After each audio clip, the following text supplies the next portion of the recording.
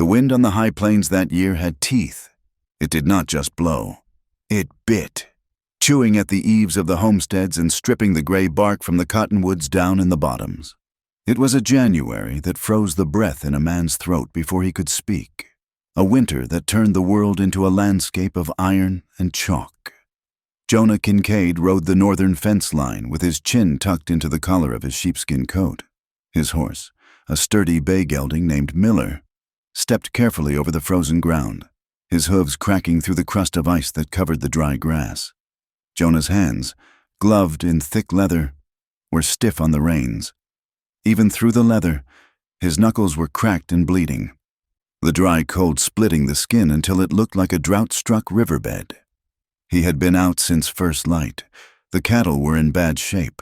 Their ribs showed through their winter coats like the rungs of a ladder, their breath pluming in short, desperate bursts. Jonah watched them with a heavy, calculating eye.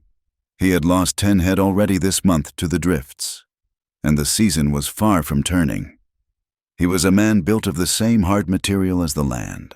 He was 40 years old, though the sun and the wind had carved lines into his face that made him look older. He had been a widower for 3 years now, since his wife, Sarah, had passed from a fever that burned through the territory. Jonah had grown silent. He did not dislike people, but he found he had little use for the noise they made. In town, men respected him because his word was as solid as currency, but they did not love him. He did not drink at the saloon until he fell over, and he did not bend his knee when the wealthy cattle barons rode through with their demands and their hired guns. He kept to himself, tending his section of the earth, a man seemingly carved from silence. Jonah pulled Miller up as they neared a shallow ravine that cut through the lower pasture. The wind dropped for a moment, leaving a ringing silence in his ears. Something was wrong. A rancher survived by noticing what did not belong. Jonah scanned the ground. To the untrained eye, it was just snow and sagebrush. But Jonah saw the story written in the white dust. There was a line dragged through the powder, wide and uneven, as if something heavy had been pulled or had pulled itself. A branch of sagebrush, tough as wire, was snapped clean off, exposing the pale, green wood inside. He nudged the horse forward, his hand instinctively drifting toward the Winchester in the scabbard under his leg. He saw a flash of color snagged on a mesquite thorn. It was blue calico, a tiny scrap of cloth that fluttered frantically in the returning wind.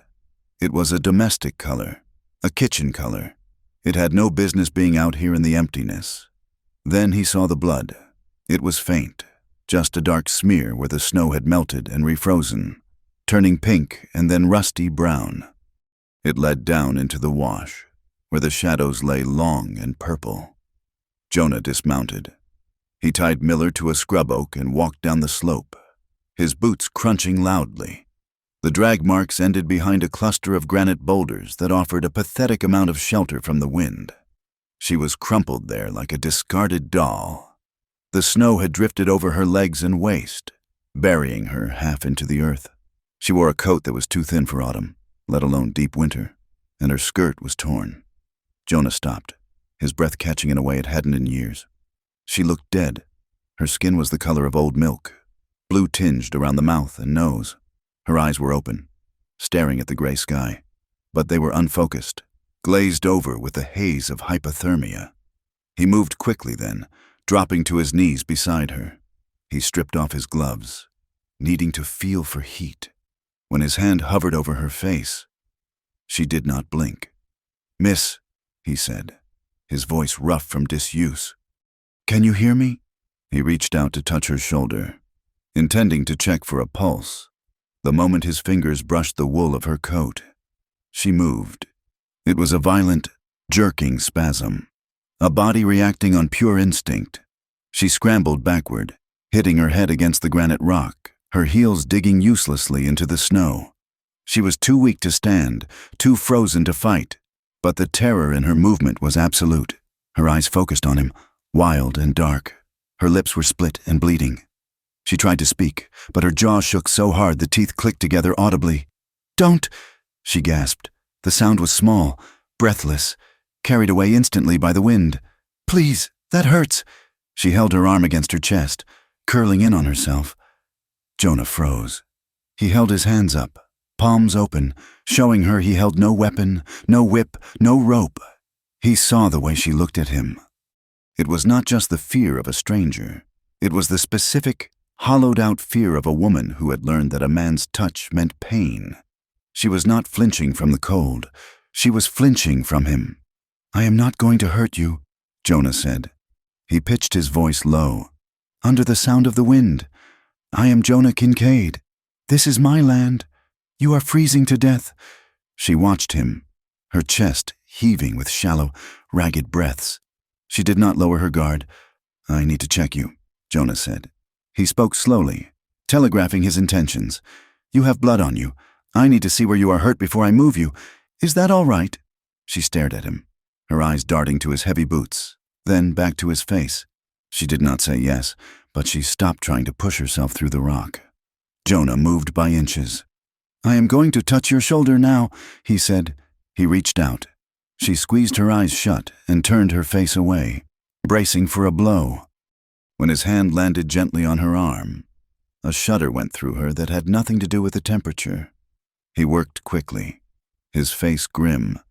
He found bruised ribs that he could feel even through her layers. She whimpered when he pressed there. Her knees were scraped raw, the stockings torn away. Her left wrist was swollen to twice its size, purple and angry. But the worst was her shoulder, beneath the torn calico. The fabric was stuck to her skin by a mat of dried blood and pus. It was a cut, long and jagged, and it was badly infected. The heat radiating from it was terrifying against the chill of the air. She flinched at every touch. It was a patterned response. Jonah saw it, and he did not pretend it was nothing. He did not tell her to hush or to be brave. He simply stated what he found. "Your shoulder is bad," he said, "and your wrist is likely broken." He sat back on his heels. "You cannot stay here. You will be dead by sundown." She looked at him then, really looked at him, and he saw a flicker of defeat so profound it made his stomach turn. She looked as if she were weighing the certainty of death in the snow against the probability of what a man would do to her if he took her. "I am going to take you to my horse," Jonah said. "I am going to put my coat on you. I am taking you to my house. There is a stove there. There is food." He stood up and unbuttoned his sheepskin coat. The cold hit him like a hammer blow, punching through his flannel shirt. But he ignored it. He stepped toward her with the heavy coat held open. She did not help him, but she did not fight him. He wrapped the heavy sheepskin around her, engulfing her small frame. When he bent to lift her, he did it carefully, one arm under her knees, the other supporting her back, avoiding the ribs. She was terrifyingly light. She felt like a bundle of dry sticks that might snap if he squeezed too hard. He carried her up the slope to Miller. The horse snorted, smelling the copper scent of blood and the sour smell of sickness, but he held steady. Jonah had to mount first, then pull her up in front of him. It was an awkward, difficult maneuver, and she cried out once, a sharp, jagged sound, when her shoulder bumped the saddle horn. "I have got you," Jonah murmured. He settled her across his lap, shielding her body with his own against the wind. He turned Miller toward home. The ride back was a trial. The sky lowered until it felt as if the clouds were scraping the tops of the hills. The light turned flat and gray, dissolving the horizon. Snow began to fall in earnest, thick, wet flakes that plastered against Jonah's face and froze in his beard. He kept the horse at a walk. Any faster would have jarred the woman too much.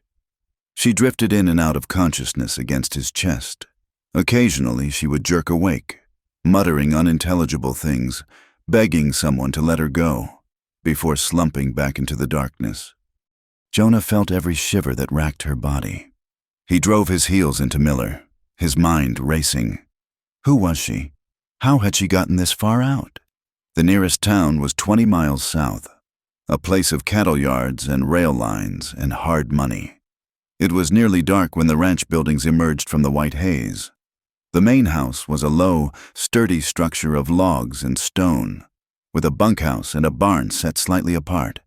Lantern light spilled warm and yellow from the kitchen window. Jonah rode right up to the porch. The door opened before he could shout, and an older man with a white apron tied over his trousers stepped out. It was Dutch, the cook. Behind him stood Caleb, the young ranch hand, wiping his hands on a rag. "Boss?" Dutch called out, peering into the swirling snow. "You look like a snowman."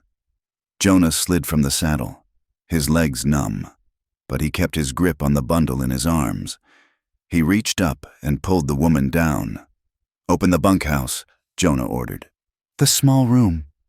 Get a fire going in the stove. Now!"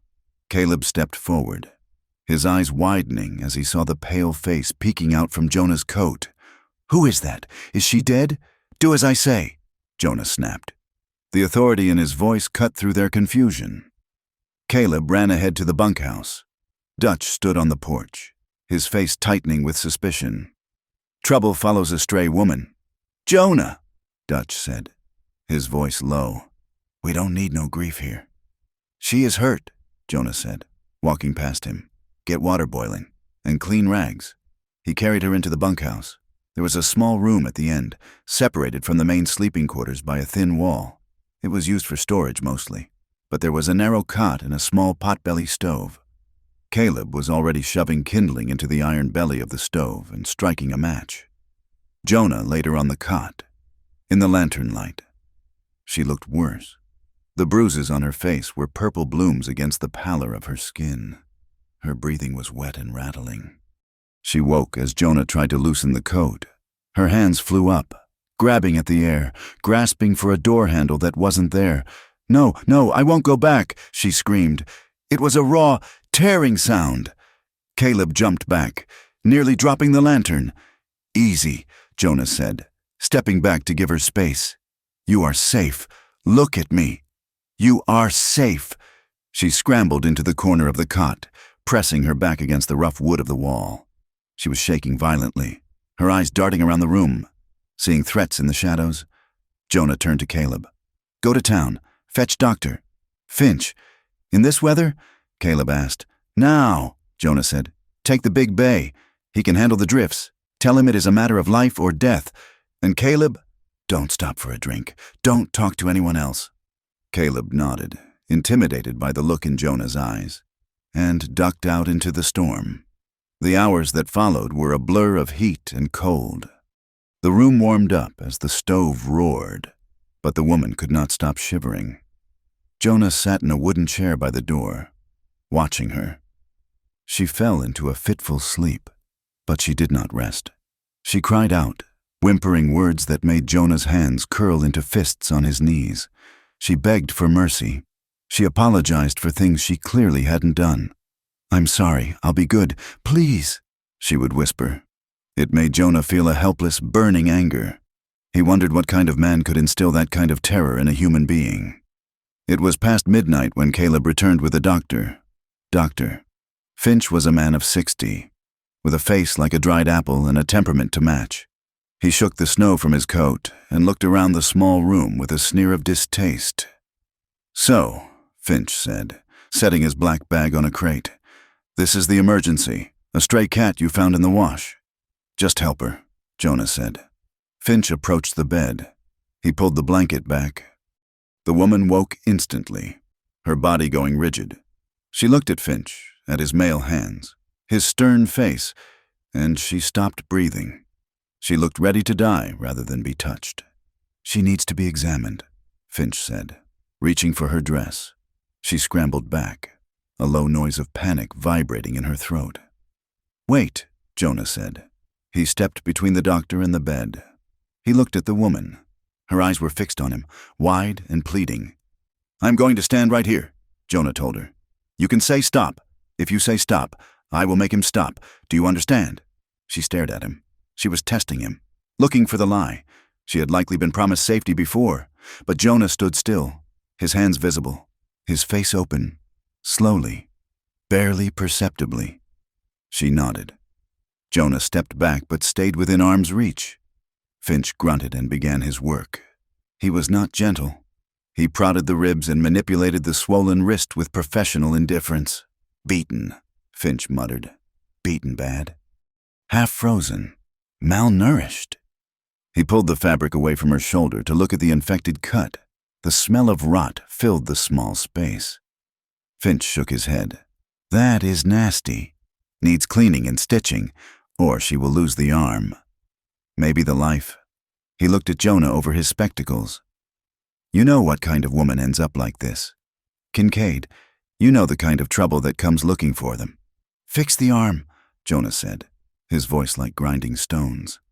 Finch shrugged. Hold her down. This is going to hurt. I won't hold her down, Jonah said. He knelt by the head of the cot. He looked at the woman. We need to clean the cut. It is poisoned. It will hurt, but it has to be done. She looked at the ceiling, tears leaking from the corners of her eyes and running into her hair. She gripped the blanket with her good hand until her knuckles were white. Go ahead, she whispered. Finch took a bottle of carbolic acid and a rough cloth. When he began to scrub the wound, the woman arched her back off the mattress. A scream tore from her throat, but she bit it back, turning it into a long, agonized sob. Please, she gasped. Please. She looked at Jonah. It was not a flirtation. It was not a manipulation. It was a plea from the bottom of a well. Jonah reached out and took her good hand. He did not squeeze it. He just offered his own as an anchor. She seized his fingers, her grip shockingly strong, her fingernails digging into his skin. Jonah watched the doctor work, his own hands shaking with the effort it took not to shove the man away. He felt her pain as a physical weight in the room. When it was done and the shoulder was bandaged, the woman went limp, fainting from the exhaustion of the pain. Finch packed his bag. She might live, he said, wiping his hands. If the fever doesn't take her, I will leave some laudanum. He put his coat on. You should turn her over to the sheriff in the morning. Kincaid. A woman like that. She belongs to someone. And whoever it is, they have a heavy hand. Jonah paid the man and sent him out into the night without a word of thanks.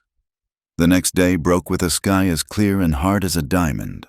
The wind had died down, leaving the world scoured and bright. Jonah spent the morning doing only the essential chores, his eyes constantly turning toward the bunkhouse. Around noon, he saw it. He was chopping wood near the barn when he caught a movement on the far ridge. A rider was silhouetted against the blue sky. The man was not moving, just sitting there, watching the ranch. Jonah rested his axe on the ground and narrowed his eyes. The distance was great, but the air was clear. He could see the flash of silver on the saddle leather. He knew that pattern. It belonged to the county lawmen.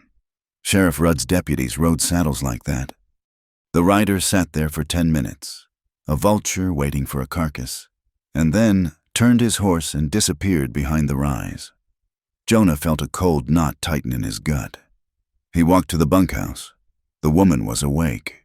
She was propped up against the wall, drinking a cup of broth that Dutch had left her. She looked better, though her face was still a map of bruises. When Jonah entered, she lowered the cup, her eyes wary. There was a rider on the ridge. Jonah said, the cup rattled against the saucer. She set it down on the crate with a trembling hand. Law? She asked. Jonah nodded. Looked like it. She closed her eyes. I have to go. She tried to swing her legs out of the bed, but her body betrayed her.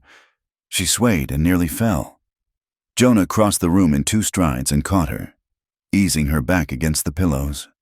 You aren't going anywhere, he said. You can't stand. They will come back, she whispered. They will drag me back. You don't know them. Who are they? Jonah asked. She shook her head, terrified to speak the names. I ran, that's all. I couldn't stay. What is your name? She hesitated.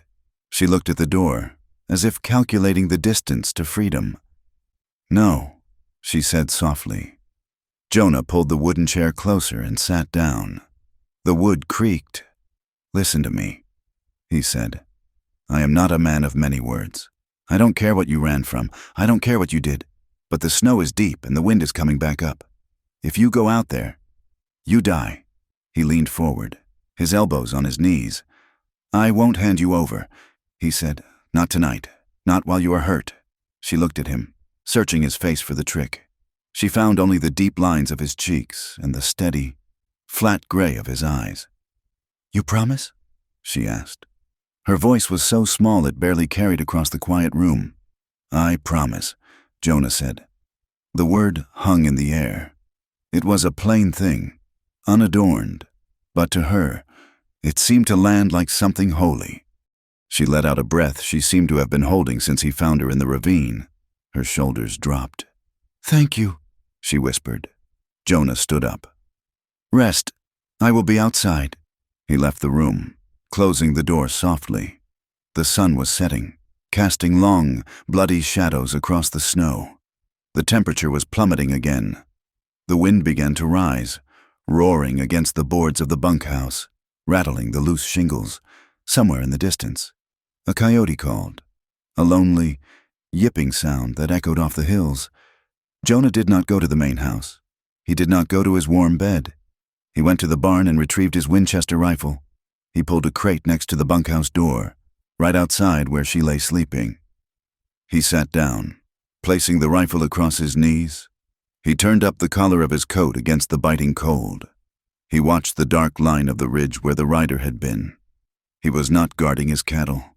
He was not guarding his land. For the first time in years, Jonah Kincaid was guarding a human being.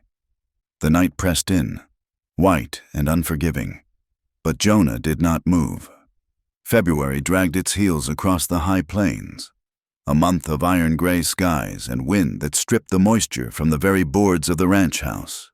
The snow did not leave, it merely hardened, turning into a crust of ice that could slice a horse's fetlock. The routine of the ranch became a test of endurance.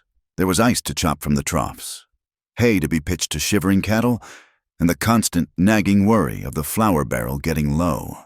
Inside the bunkhouse, and later the main house where Jonah insisted she move for warmth, the woman existed in the quiet spaces between chores. She was healing, but the process was slow and jagged. The bruises on her face faded from angry purple to a sickly yellow, and she could walk now without clutching her side, though she still favored her left leg. But her mind was a slower thing to mend.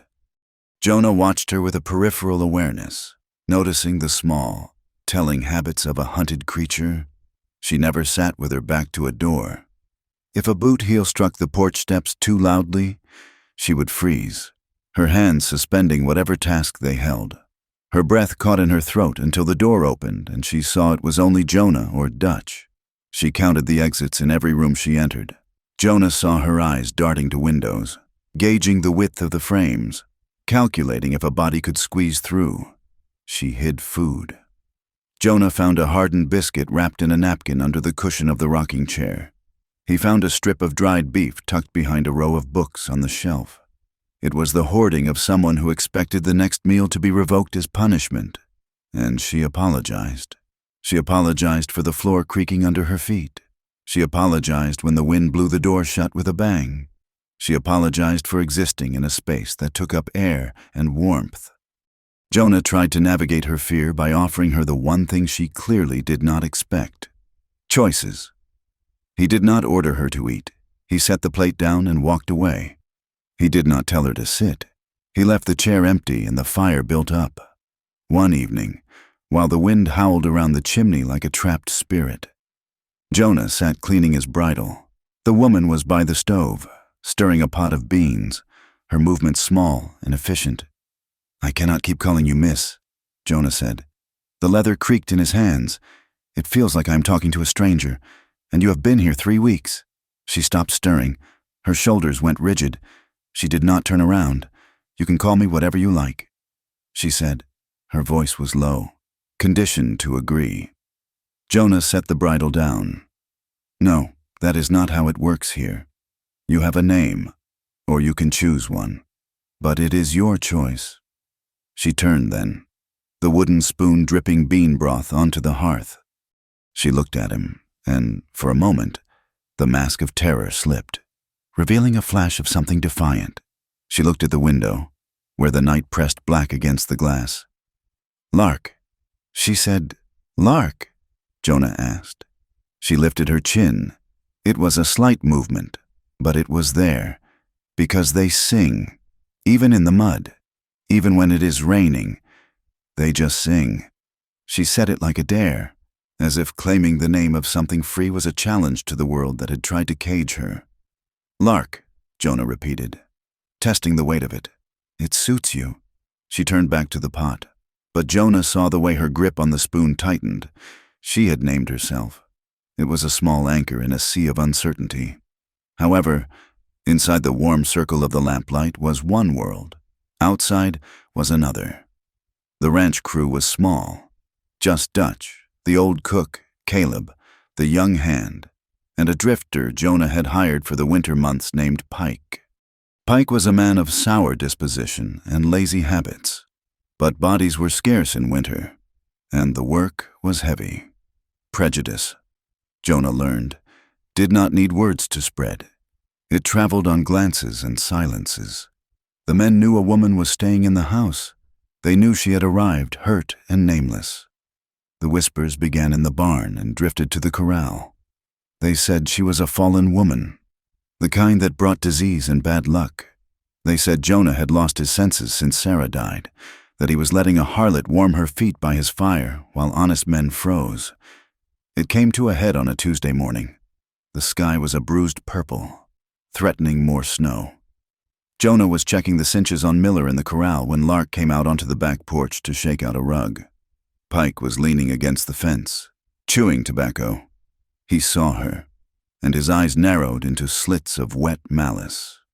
He waited until she looked in his direction. Then he turned his head and spat a stream of brown juice onto the snow. Inches from the bottom step where she stood, it was a deliberate, filthy gesture. Lark froze. She pulled the rug against her chest as if it were a shield, her face draining of blood. She looked at the spit, then at Pike, and in her eyes was the resignation of someone who believed she deserved the insult. Jonah did not shout. He did not run. He walked around the horse, opened the gate, and crossed the yard. His boots crunched loudly in the silence. Pike smirked, shifting his weight. Expecting a reprimand he could shrug off. "Pack your roll," Jonah said. Pike blinked. "What? You heard me?" Jonah said. His voice was level, devoid of heat, which made it more terrifying. "Go to the bunkhouse. Get your things. I will pay you for the week. Then you start walking." Pike straightened up, the smirk vanishing. "You are firing me? In February? It is 20 miles to town. Kincaid. There is a storm coming." "You should have thought of that before you disrespected my guest," Jonah said. Pike laughed. A harsh, cracking sound. "Guest? Is that what we are calling whores now? You are going to freeze a working man for a piece of—" Jonah moved so fast Pike didn't have time to flinch. Jonah gripped the front of Pike's coat and shoved him backward against the rough wood of the fence. The impact shook the rails. Jonah's face was inches from Pike's, and for the first time in years, the darkness that lived inside Jonah was visible in his eyes. "One more word," Jonah whispered, "and you won't be walking anywhere." He let go. Pike stumbled, gasping, looking at Jonah as if he were a mad dog. He scrambled toward the bunkhouse without another sound. Half an hour later, Pike was a small, dark figure trudging down the road, his bedroll slung over his shoulder. Jonah stood on the porch, watching him go. He knew it was reckless. Losing a hand in winter was dangerous. It meant double shifts for him and Caleb. It meant exhaustion. But he felt the presence of Lark in the doorway behind him. He turned. She was watching the road, her face pale. "You didn't have to do that," she said softly. "He was right. I am trouble." Jonah looked at her. He saw the way she hugged her elbows, trying to make herself smaller. "He wasn't right," Jonah said. "And on this ranch, we don't spit at people. It is a matter of decency." He walked past her into the house, but he heard her let out a long, shaky breath. In the days that followed, Lark began to work. It was not a request. It was a compulsion. She seemed to believe that usefulness was the currency she needed to pay for her life. She took over the mending basket, her fingers flying over torn shirts and unraveled wool socks with a skill that spoke of long, hard practice. She peeled potatoes until her hands were raw. She scrubbed the floorboards until the wood grain stood up. She worked with a desperate, frantic energy, looking over her shoulder as if waiting for someone to tell her it wasn't enough. Jonah watched her one evening as she sat by the fire, sewing a patch onto his spare coat. Her sleeve had ridden up, and in the firelight, he saw the faint yellow-green shadows of fading bruises on her forearm. He saw how she flinched when Caleb came in to add a log to the fire, how her whole body went rigid until the man moved away. "Lark," Jonah said. She jumped, the needle pricking her finger. She put the digit in her mouth, tasting the blood, her eyes wide. "I'm sorry," she said instantly. "I was clumsy." "Stop," Jonah said gently. He leaned forward in his chair. "I'm not scolding you. I just wanted to ask you something." She lowered her hand. "Waiting. You jump every time a man comes near you," Jonah said. "I can see it wearing you down. Do you want me to stop looking at you? I can keep my eyes on the floor if it gives you peace." Lark looked at him. The firelight caught the sharp angle of her cheekbone and the hollow of her throat. She studied his face, the weathered lines, the gray eyes that held no deception. "No," she said. She hesitated, then spoke the words as if they were fragile things. "I want you to look like you see me," she said. "Not what you want from me, just me." Jonah nodded slowly. "I can do that," he said. Their intimacy did not begin with a touch or a kiss. It began in the silence of the room where two lonely people learned to exist without hurting each other. It was Jonah teaching her how to hold the heavy tin coffee mug with two hands so the tremors in her fingers wouldn't spill the hot liquid. It was Lark noticing that Jonah's shirt had a split seam on the shoulder and fixing it while he wore it, her breath warm against his arm, her hand steady as she drove the needle through the cloth. For a moment, as she bit the thread to cut it, her forehead rested against his shoulder. Jonah stopped breathing. He could smell the soap she used, a scent of lye and dried lavender. He could feel the heat of her. Then she pulled away, apologizing with her eyes, and the moment passed, leaving a charged silence in its wake. But the ranch could not exist in a vacuum forever. By early March, the flour barrel was empty, and the coffee tin was full of dust. A trip to town was unavoidable. Jonah delayed it as long as he could, but when Dutch scraped the last of the lard from the jar, he knew they had to go. "You are coming with me," Jonah told Lark. Panic flared in her eyes. "I can't. They will see me. You cannot stay here alone." Jonah said, "Pike is out there somewhere, and if the sheriff comes back, I want you where I can see you." He went to the old trunk at the foot of his bed, the one he hadn't opened in 3 years, and pulled out a heavy woolen bonnet and a drab gray shawl. They had belonged to Sarah's mother. "Wear these," he said. "Keep your head down. You are just a cousin from the east, helping out. We will be quick." The wagon ride to town was 10 miles of mud and slush. Lark sat on the bench beside Jonah. The bonnet pulled so far forward it was like a set of blinders. She gripped the seat until her knuckles were white. Jonah drove with a Winchester resting at his feet, his eyes scanning the horizon. The town of Blackwater was not large, but it was loud.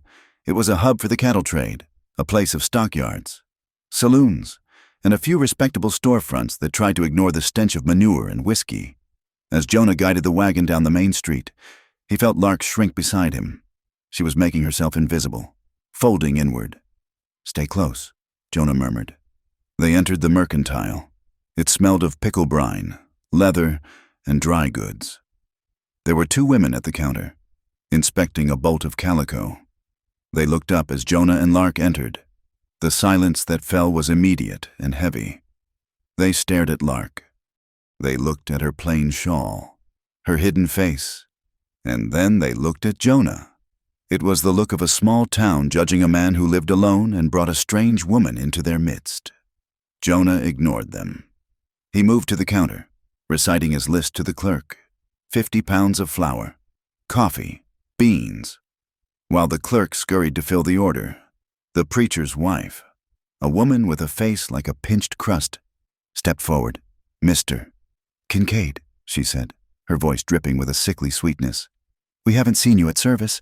And who is this? Friend?" Jonah turned. "This is my cousin, Lark. She is helping with the house." The woman's eyes bored into Lark's bonnet. "Helping," she repeated. Well, the church has a fund, you know, for wayward women. If your cousin finds herself in difficulty. It was a trap, a polite way of calling Lark a whore. Lark trembled. Jonah placed a hand on the counter. My cousin is fine, Mrs. Gable. She needs nothing from the fund. He paid in gold coin, the sound ringing loud in the quiet store. He took Lark by the elbow and guided her out, feeling the eyes of the town burning into their backs. Outside, the air felt cleaner, but the danger was sharper. As they loaded the supplies, Jonah looked across the street toward the saloon. Standing on the boardwalk were two men. One was large, wearing a suit that cost more than Jonah's farm, with a gold watch chain gleaming on his vest. That was Silas Harlan, the cattle baron who treated the county like his private pasture.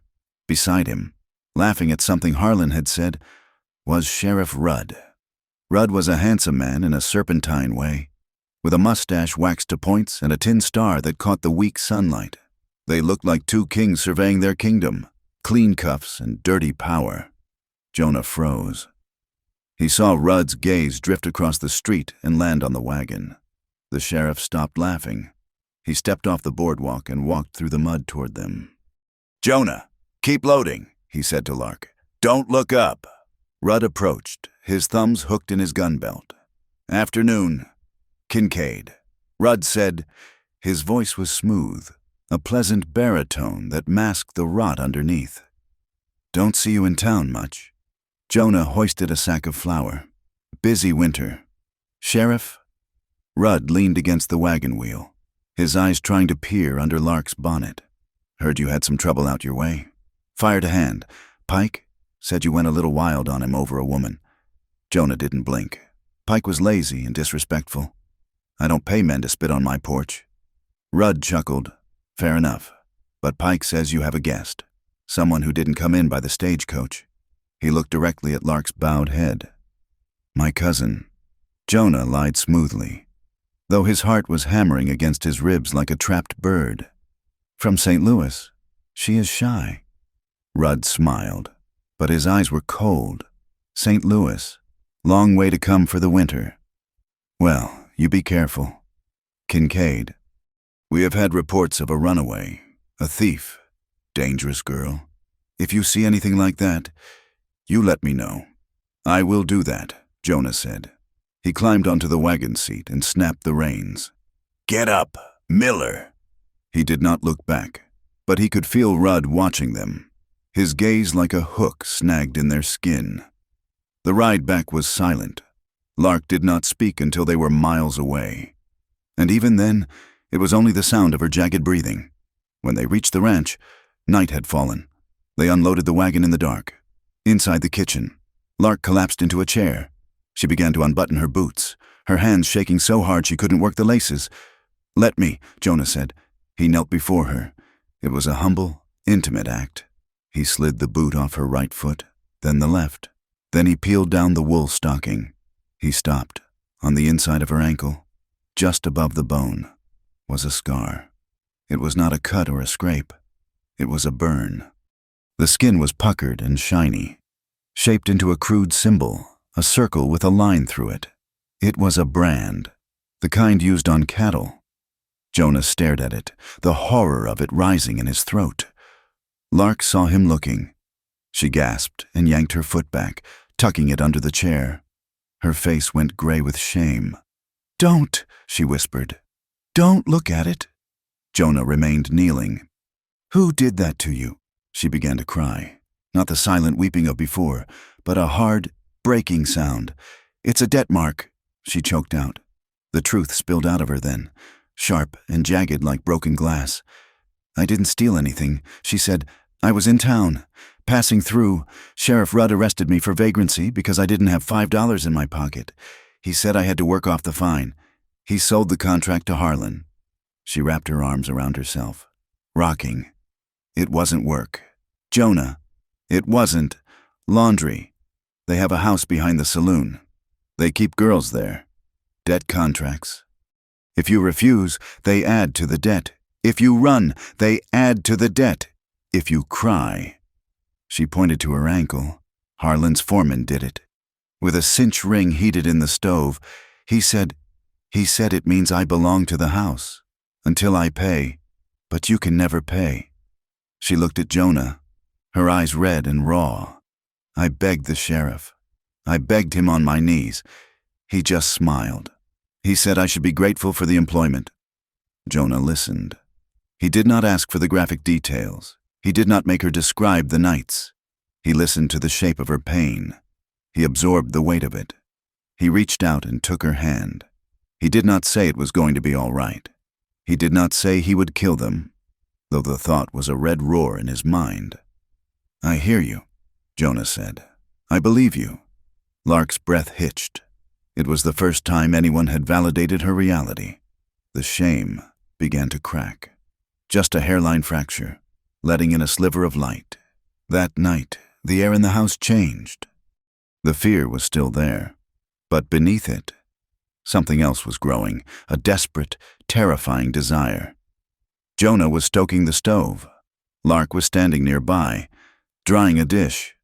The heat from the iron belly of the stove radiated between them. Jonah stood up and found himself close to her. Too close. He could see the pulse beating in her throat. He could see the stray wisp of hair that had escaped her braid. His hand lifted, hovering inches from her face, wanting to tuck the hair back, wanting to touch the skin that had been so brutalized. Lark leaned in. It was a microscopic movement, a magnetic pull. Her eyes drifted to his mouth. Then the memory of the brand, of the men, crashed into her. She flinched back, her eyes going wide with panic. Jonah dropped his hand instantly. I am sorry, he said hoarsely. Lark stared at him, her chest heaving. She reached out, her fingers trembling, and brushed her knuckles against the back of his hand. It was a feather-light touch, terrified and hungry at the same time.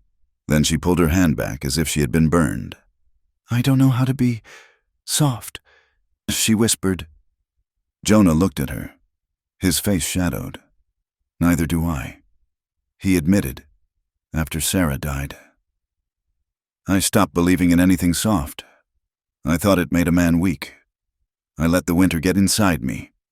Lark, I am ashamed of how hard I have become. It was a confession he had never made to anyone. They stood there, the air between them vibrating with the things they couldn't yet do, when the sound of dogs barking shattered the moment. Jonah turned to the window. 2 riders were coming up the lane, carrying torches.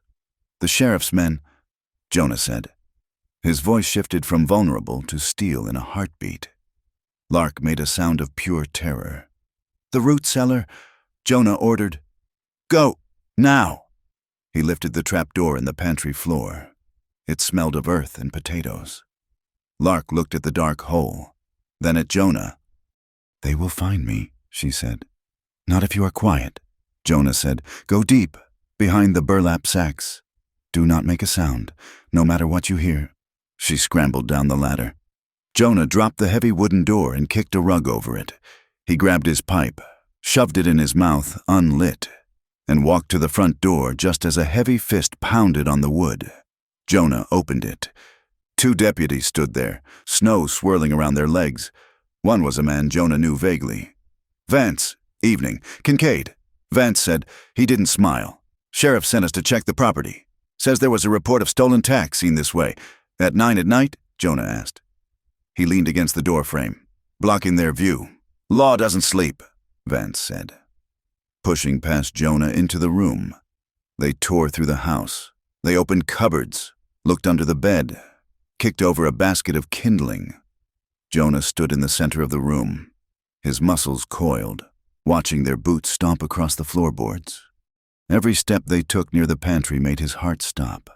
Under the floor, in the dark. Lark pressed her hands over her mouth, shaking so hard her teeth rattled. She could hear the heavy thud of their boots. She could hear the muffled sound of their voices. She squeezed her eyes shut, seeing the branding iron, seeing the sheriff's smile. Find anything? Jonah asked coldly, after Vance had overturned a chair. Vance spat on the floor. Not yet, but the sheriff has a nose for rats. Kincaid, if you are hiding something, he will find it. And when he does, this whole place burns. They left. slamming the door behind them. Jonah waited until the sound of their hooves faded into the night. He locked the door. He moved the rug and lifted the trap door. Lark climbed out, covered in dust, her face streaked with tears. She collapsed against him, and Jonah held her. He wrapped his arms around her, feeling the frantic beat of her heart against his ribs. He looked over the top of her head, out the window at his land. He saw the moonlight on the snow, the fences he had built, the home he had made. It was his whole life, everything he had. He knew then that it wasn't enough to hide her. The sheriff wasn't going to stop. Harlan wasn't going to stop. If he kept her, they would come for him. They would take his land. They might take his life. He looked at the woman in his arms. He felt the warmth of her, the desperate human need of her. He realized that protecting her was going to cost him everything he owned. And as he stood there in the cold kitchen, Jonah Kincaid realized he could not picture turning away. He tightened his arms around her. "We are not going to run," he whispered into her hair. But the look in his eyes was not one of hope. It was the look of a man watching a storm break the levee, knowing the flood was coming, and deciding to stand in the water anyway. March arrived not with flowers, but with mud. The sun finally gathered enough strength to break the back of the long freeze, turning the iron-hard ground into a quagmire of slush and brown water. The roads, previously locked tight by drifts, opened up like wounds. And with the open roads came the riders. The isolation that had protected the ranch during the deep freeze began to dissolve. Men rode by on the way to the mining camps in the north. Supply wagons churned the muck on the county road. And with the movement came the gossip, buzzing louder than the early flies. Sheriff Rudd did not come back to the ranch himself. He was too clever for that. Instead, he let the story ride ahead of him. He posted a notice in the Mercantile and the post office, claiming that a woman matching Lark's description was wanted for grand theft and assault with a deadly weapon. He flipped the world on its head. The woman who had been branded like cattle was now painted as a dangerous predator, a siren who lured men in and robbed them blind. Jonah heard it from Caleb, who had ridden to the edge of town to check the mail. Caleb came back pale, his eyes shifting nervously toward the house where Lark was sweeping the porch. "They say she cut a man in an establishment," Caleb told Jonah, keeping his voice low by the barn. "They say she stole $300 and a gold watch. Sheriff says she is armed and vicious." Jonah spat into the mud. "It is a lie. Caleb, maybe," Caleb said, shifting his weight.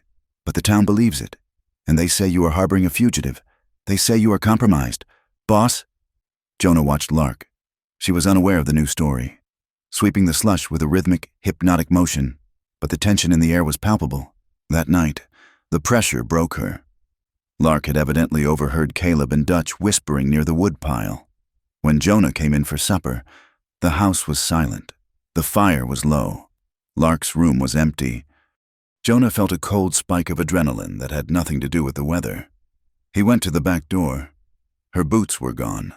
Her coat, the one he had patched for her, was gone. He ran to the barn. Miller was still in his stall, but the old mare was restless. Lark hadn't taken a horse. She didn't know how to saddle one quickly enough. She was walking. Jonah grabbed a lantern and his rifle. He didn't bother saddling Miller. The mud was too deep and treacherous for a gallop in the dark. He walked. He found her tracks easily.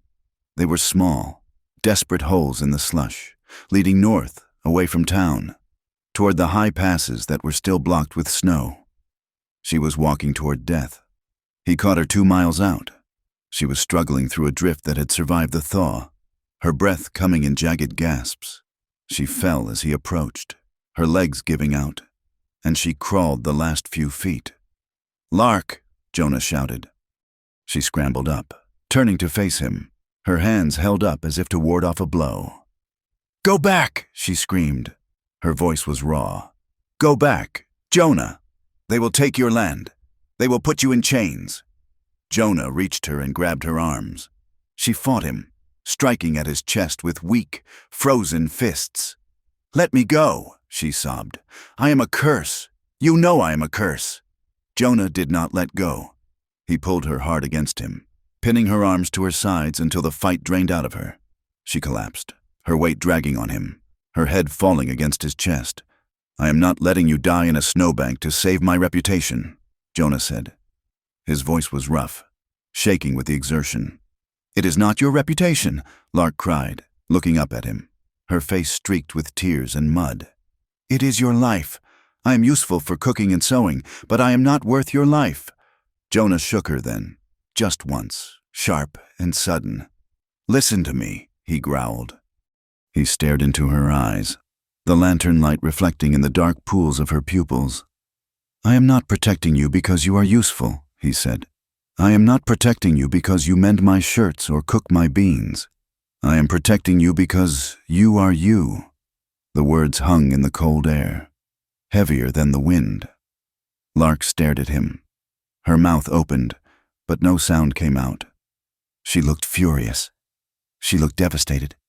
"Why?" she whispered, the word tearing out of her. "Why would you say that? It makes it impossible to leave." "Because it is the truth," Jonah said. Lark began to cry. It was a silent, terrible fury. Fury at herself for believing him. Fury at a world that made such a simple belief feel like a danger. She slumped against him, and Jonah scooped her up, turning back toward the ranch lights that flickered in the distance like hope. Back in the kitchen, the warmth of the stove was a physical shock. Jonah set her down on the chair and knelt to pull off her soaked boots. Her feet were ice cold, blue-white and fragile. He rubbed them with a rough towel, his hands large and creating friction. Lark watched him. She was trembling, a fine vibration that started in her core and shook her hands. Jonah stood up and put more wood on the fire. When he turned back, she was still watching him, her eyes wide and dark. "Jonah," she said. He stopped. "Yes?" She stood up. She was unsteady, her ribs aching from the fall in the snow. But she stepped toward him. "Can you hold me?" she asked. It was not a demand. It was a terrifying question. Jonah looked at her hands, which were clenched at her sides. He looked at the pulse jumping in her neck. "Yes," he said. He stepped closer, but he did not grab her. He opened his arms and waited. Lark stepped into the space between them. She hesitated for a second, her body remembering pain, before she pressed herself against him. Jonah wrapped his arms around her shoulders, one hand cupping the back of her head. He felt her flinch, a tiny, electric spasm, and then she melted. She buried her face in his flannel shirt and shook. It was a boundary-pushing moment. There was desire there. Yes, the heat of their bodies was undeniable, but beneath it was a profound, terrifying trust. She was giving him the power to hurt her, betting her life that he wouldn't. Jonah held her as if she were made of glass, breathing in the scent of cold air and lavender soap, his own heart hammering a slow, heavy rhythm against hers. They stood there for a long time, the fire popping in the grate, the world outside forgotten. But the world outside did not forget them. The next morning, the mood at the ranch was brittle. Caleb and Dutch saw the way Jonah poured coffee for Lark, the way his hand lingered near her arm, the softness in his eyes that hadn't been there for years. They did not say anything to Jonah's face, but the judgment was there. To them. Jonah was a strong man made weak by a woman's wiles. To them, Lark was a siren who had bewitched a good rancher. The prejudice of the West was simple and binary. A man was strong until he wasn't. A woman was good until she was ruined. Jonah felt the eyes on him. He knew that hiding was no longer a strategy. It was a slow death. "We cannot just wait for Rudd to come back," Jonah told Lark 2 days later. He was cleaning his rifle at the table. "If we wait, he writes the ending. We need to write our own." "What can we do?" Lark asked. She was mending a tear in her skirt, her fingers steady now. "I need proof," Jonah said. "Rudd says you are a thief. We need to prove he is the criminal." He rode out that afternoon, not to town, but to the fringes. He found the traveling schoolteacher, Miss Albright, at a small homestead near the creek. She was a stern woman with spectacles and a mind like a steel trap. Jonah asked her about the girls who vanished. She looked at him over her tea. "You are the third person to ask me in 5 years, Mr. Kincaid." The other two stopped asking after the sheriff visited them. She told him names: Sarah Jane, Mary, Little Rose. Girls who were arrested for vagrancy or petty crimes and never seen again. "It is a pipeline," she said bitterly. "They are sold. Mr. Kincaid, like cattle." Jonah then rode to the outskirts of Blackwater, to a small shack near the river where the Chinese laborers lived. He found Lynn, a laundress who washed the linens for the saloon and the brothel behind it. She was terrified of him at first, but Jonah spoke softly, offering her a gold coin not for information, but for her time. Lynn told him about the screams she heard through the walls when she delivered the sheets. She told him about the girls who cried for their mothers. But words are wind. Jonah said to Lark that night, "A judge won't hang a sheriff on the word of a laundress and a rancher." Lark put down her sewing. She looked at the fire, her face pale. "There is a book," she said. Jonah looked up. "A book? A ledger," Lark said. "Harlan's foreman, a man named Griggs. He keeps it. He is proud of his numbers. He writes it all down. The names of the girls, the debts assigned to them, the payments from the men who rent them, and the sheriff's cut." She looked at Jonah. "I saw it once. He left it open on the desk when he was drunk. He bragged that it was worth more than the bank." "Where is it?" Jonah asked. "In the house," Lark said. "In the office behind the main parlor. There is a false wall behind the liquor cabinet. He keeps it there, guarded like gold." Jonah stared at her. The ledger was the key. It was the rope that could hang them all. "We have to get it," Jonah said. "I know the house." Lark said, "I can get in." "No," Jonah said immediately. "You are never going back there. You cannot go in." "Jonah," Lark argued, her voice rising, "you are a man. You cannot walk into the back rooms without being seen. I know the hallways. I know the laundry schedule. Lynn delivers the baskets on Thursday afternoons. I can hide in the cart. It is suicide." Jonah said, "It is justice." Lark shot back. They argued until the fire burned down to embers, but they both knew she was right. But before they could finalize the plan, the war came to them. 2 days later, Jonah rode to the edge of town to buy grain, intending to meet the school teacher again to verify a date. He never made it to the meeting. Sheriff Rudd was waiting. He didn't wait in the street. He waited at the bridge, just outside the town limits, where the road narrowed. 4 deputies blocked the way. Jonah pulled Miller up, his hand going to his rifle, but 3 more riders emerged from the brush behind him. He was surrounded. "Get down!" "Kincaid!" Rudd shouted.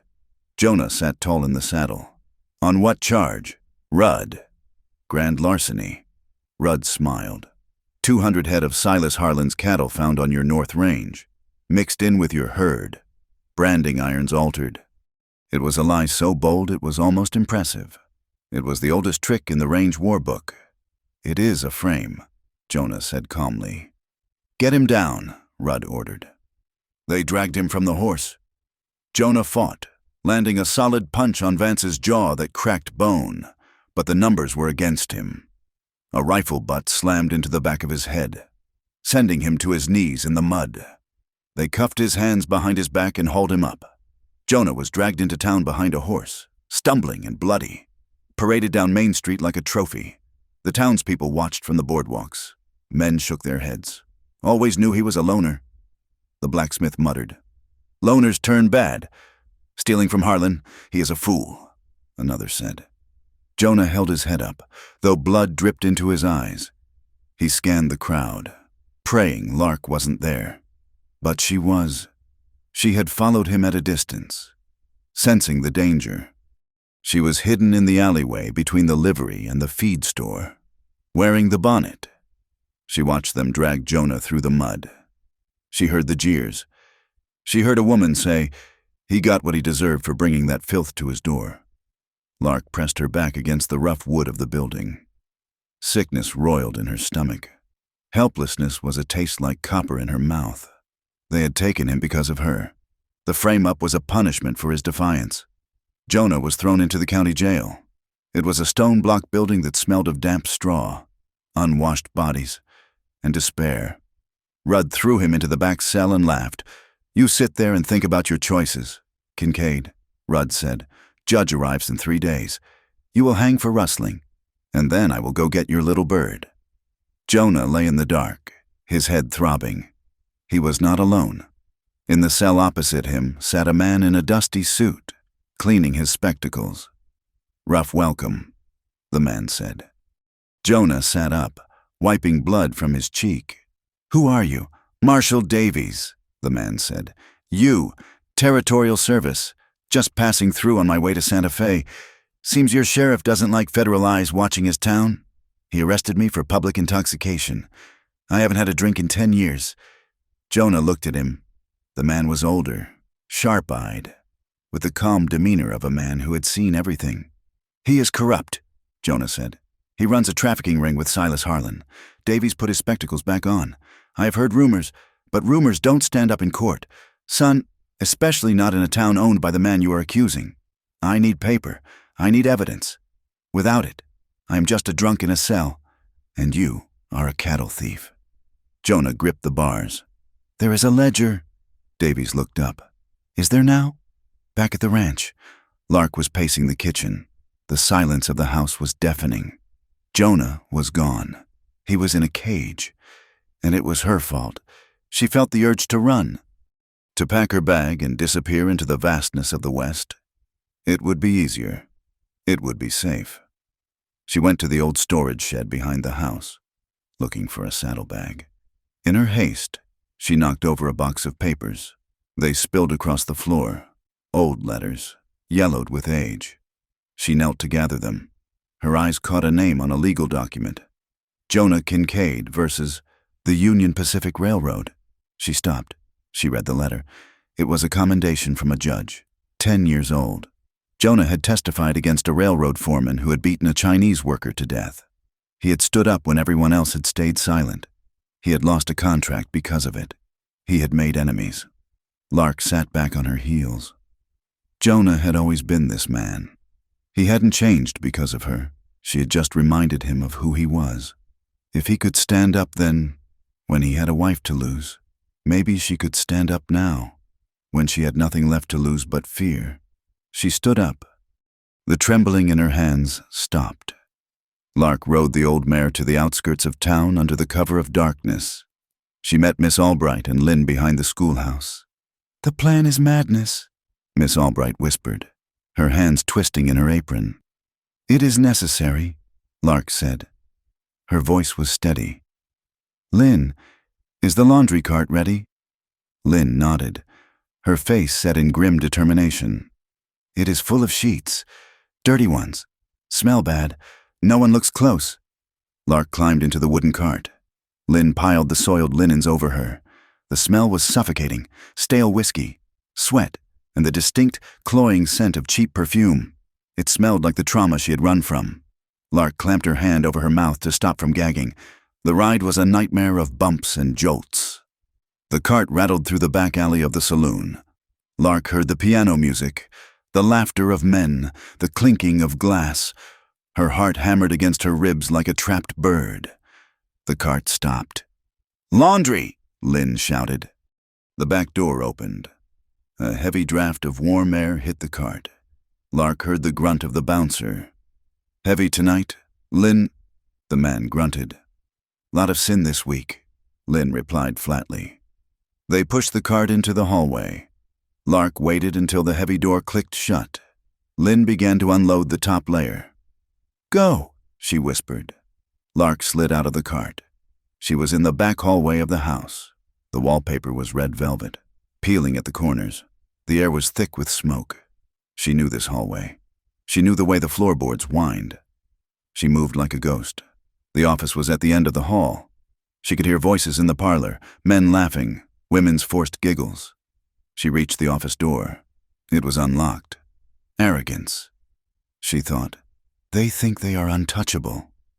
She slipped inside. The room was dark, lit only by the moonlight filtering through the dusty window. She went to the liquor cabinet. She counted the bottles: whiskey, gin, brandy. She pushed the third bottle to the left. A click. The false panel popped open. There it was. The ledger, bound in black leather, heavy with the weight of ruined lives. Lark grabbed it. She shoved it inside her coat. "Well, look who came home," the voice came from the doorway. Lark spun around. Standing there was Madame Rose. She was a mountain of a woman, encased in purple silk, her face painted into a grotesque mask of hospitality. She held a kerosene lamp in one hand and a small pistol in the other. "I knew you would be back." "Birdie," Rose purred. "They always come back." Lark didn't think. She threw a heavy crystal decanter from the desk. It smashed into the lamp. Fire bloomed instantly. Rose screamed, dropping the gun as the oil ignited on her skirt. Lark lunged for the window. She smashed the glass with her elbow. Pain seared up her arm as a shard sliced her palm open. But she didn't stop. She vaulted over the sill, landing in the muddy alley below. She scrambled up, clutching the ledger. Her hand was bleeding freely, dripping red onto the snow. She ran. Behind her, she heard shouting, "Fire! Stop her! Stop that girl!" She ran through the alley, slipping on rotten garbage, the smell of the town. Manure, smoke, blood filled her lungs. She could hear boots pounding on the boardwalks. She reached the jailhouse. It was a block away. She saw the barred window where Jonah was. "Jonah!" she screamed. She reached the window. She saw his face appear, pale and shocked. "Lark?" She shoved the ledger through the bars. It didn't fit flat. She had to jam it. Tearing the cover. "Take it," she gasped. "Give it to the marshal." Jonah grabbed the book. His hands brushed hers, sticky with blood. "You are hurt," he said, his voice cracking. "Run! Jonah! Run!" she screamed. Inside the cell, Jonah turned. He threw the book onto the cot of the sleeping marshal. "Wake up!" Jonah roared. "Read it!" Davies sat up, startled. He saw the book. He opened it. He saw the columns, the names, the payments from Silas Harlan to Sheriff Rudd, the federal stamps. "Holy Mother!" Davies whispered. Outside, the shouts were getting closer. "There she is!" someone yelled. Sheriff Rudd turned the corner, followed by 3 deputies. They saw Lark standing by the jail window, blood dripping from her hand, her chest heaving. "Grab her!" Rudd screamed. "Shoot her if she runs!" Lark backed away, stumbling into the snow. She looked at Jonah through the bars. Her eyes were wide, filled with a terrifying acceptance. Jonah saw Rudd's men close in. He saw them grab her arms, twisting them behind her back. He heard her cry out, a sharp, high sound of pain. "Let her go!" Jonah screamed. He slammed his body into the iron bars. The metal groaned, but it did not give. He was an animal in a trap. He watched them handle her. He saw Vance strike her across the face to silence her. Jonah lost his mind. He roared, a sound of pure, primal fury. He kicked the cell door, threw his shoulder against the stone, tearing his own skin. He was furious at the cage, furious at the law, furious at God. Inside the cell, Marshal Davies stood up. He tucked the ledger into his coat. He walked to the cell door and looked at Jonah. "Stop it, son," Davies said quietly. "You are going to break your shoulder." "They are killing her," Jonah shouted, turning on the marshal. "Do something! You have the book! Do something!" Davies looked at the ledger, then at the window where the torchlight was flickering, casting wild shadows on the cell wall. He weighed the cost. A war with the county. A shootout with a corrupt sheriff. Jonah grabbed the marshal's lapels through the bars. "I killed a man once," Jonah hissed, his eyes wild. 10 years ago, in self-defense, but I never told the law. I will tell them now. I will confess to anything. I will give you a murder to solve if you step out that door and stop them. The unthinkable bargain." Jonah was offering his own freedom, his own life, to force the hand of justice. Davies looked at Jonah's face. He saw a man who had gone beyond fear. "I don't need a confession," Davies said, drawing his revolver. "I have a ledger." Outside, the torchlight gathered. The deputies were dragging Lark away, her feet trailing in the snow, leaving a line of blood that looked black in the night. She wasn't fighting anymore. She was looking at the jail window, trying to catch one last glimpse of him. Rudd was mounting his horse. "Take her to the river," he ordered. "We will say she tried to swim and drowned." Jonah heard the order. He stopped screaming. He went deadly still. "Open the door," Jonah said to the marshal. Davies unlocked the cell. The two men stepped out into the office. Davies kicked the front door open. "Sheriff!" Davies shouted. His voice was a thunderclap. Rudd turned in the saddle. "Who the hell are you?" "U.S. Marshal," Davies said, leveling his Colt Peacemaker. "And you're under arrest for conspiracy and human trafficking." Rudd laughed. "You and what army, old man?" Jonah stepped out onto the porch behind Davies. He had no gun. He had only his cracked hands and a rage that could burn the town down. "Let her go." "Rudd," Jonah said. The deputies hesitated. The torches flickered. Lark lay in the snow where they had dropped her. A small, broken shape bleeding into the white. The wind began to howl again, blowing the snow over her, as if the land itself was trying to bury the evidence. Rudd's hand hovered over his gun. The town watched from the shadows. The fuse was lit. The standoff in front of the jailhouse did not end with a handshake. It ended with the sullen, grinding tension of a drawn gun that is slowly lowered but never holstered. Marshal Davies, a man whose authority came from a piece of paper signed in Washington and the heavy Colt on his hip, made it clear. Jonah and Lark were now federal witnesses.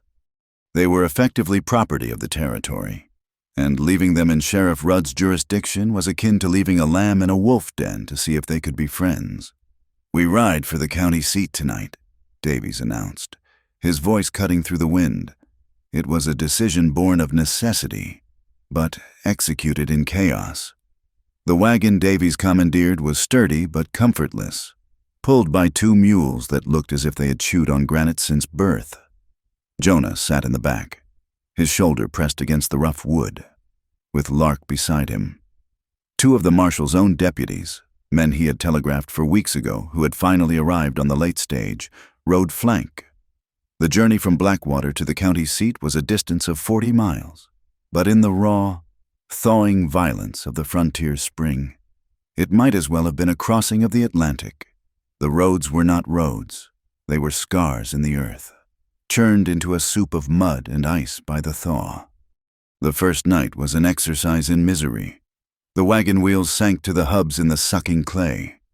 Jonah spent half the night pushing, his boots filled with freezing water, his breath pluming in the dark.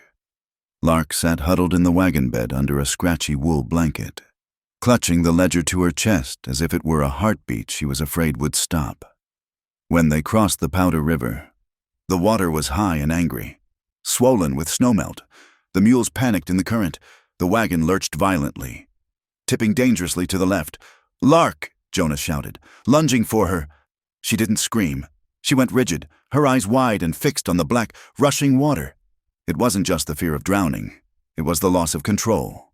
It was the sensation of being swept away by forces larger than herself, a feeling she knew too well.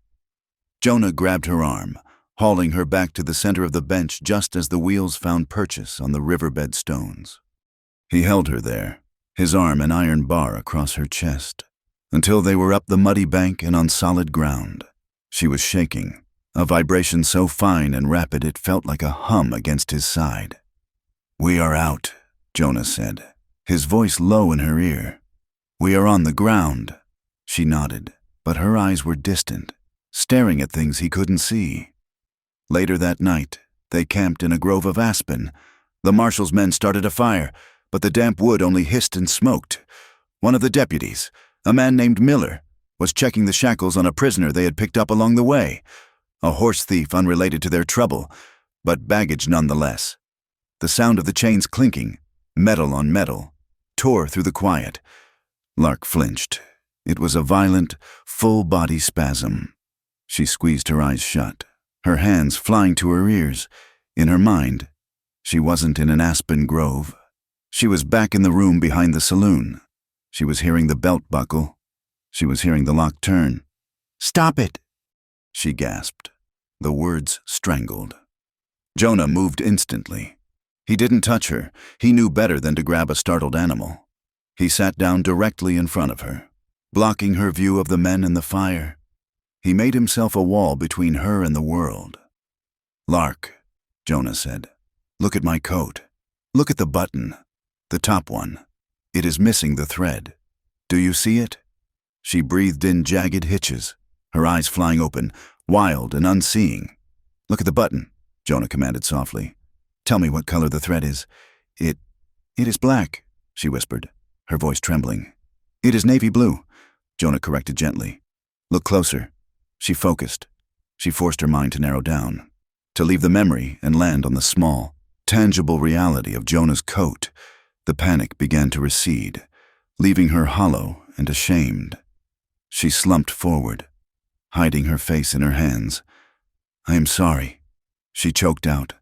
"I am so sorry. I am broken. Jonah, I am just broken glass in a sack."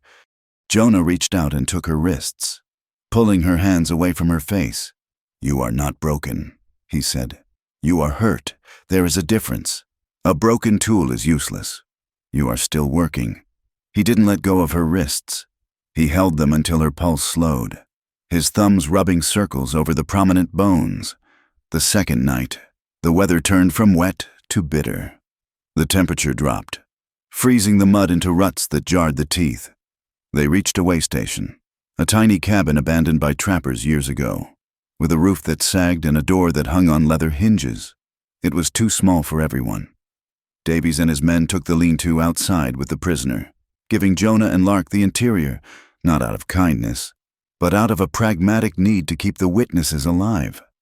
There was no furniture, only a dirt floor and a stone hearth. Jonah built a fire with the dry wood he had kept wrapped in oilcloth.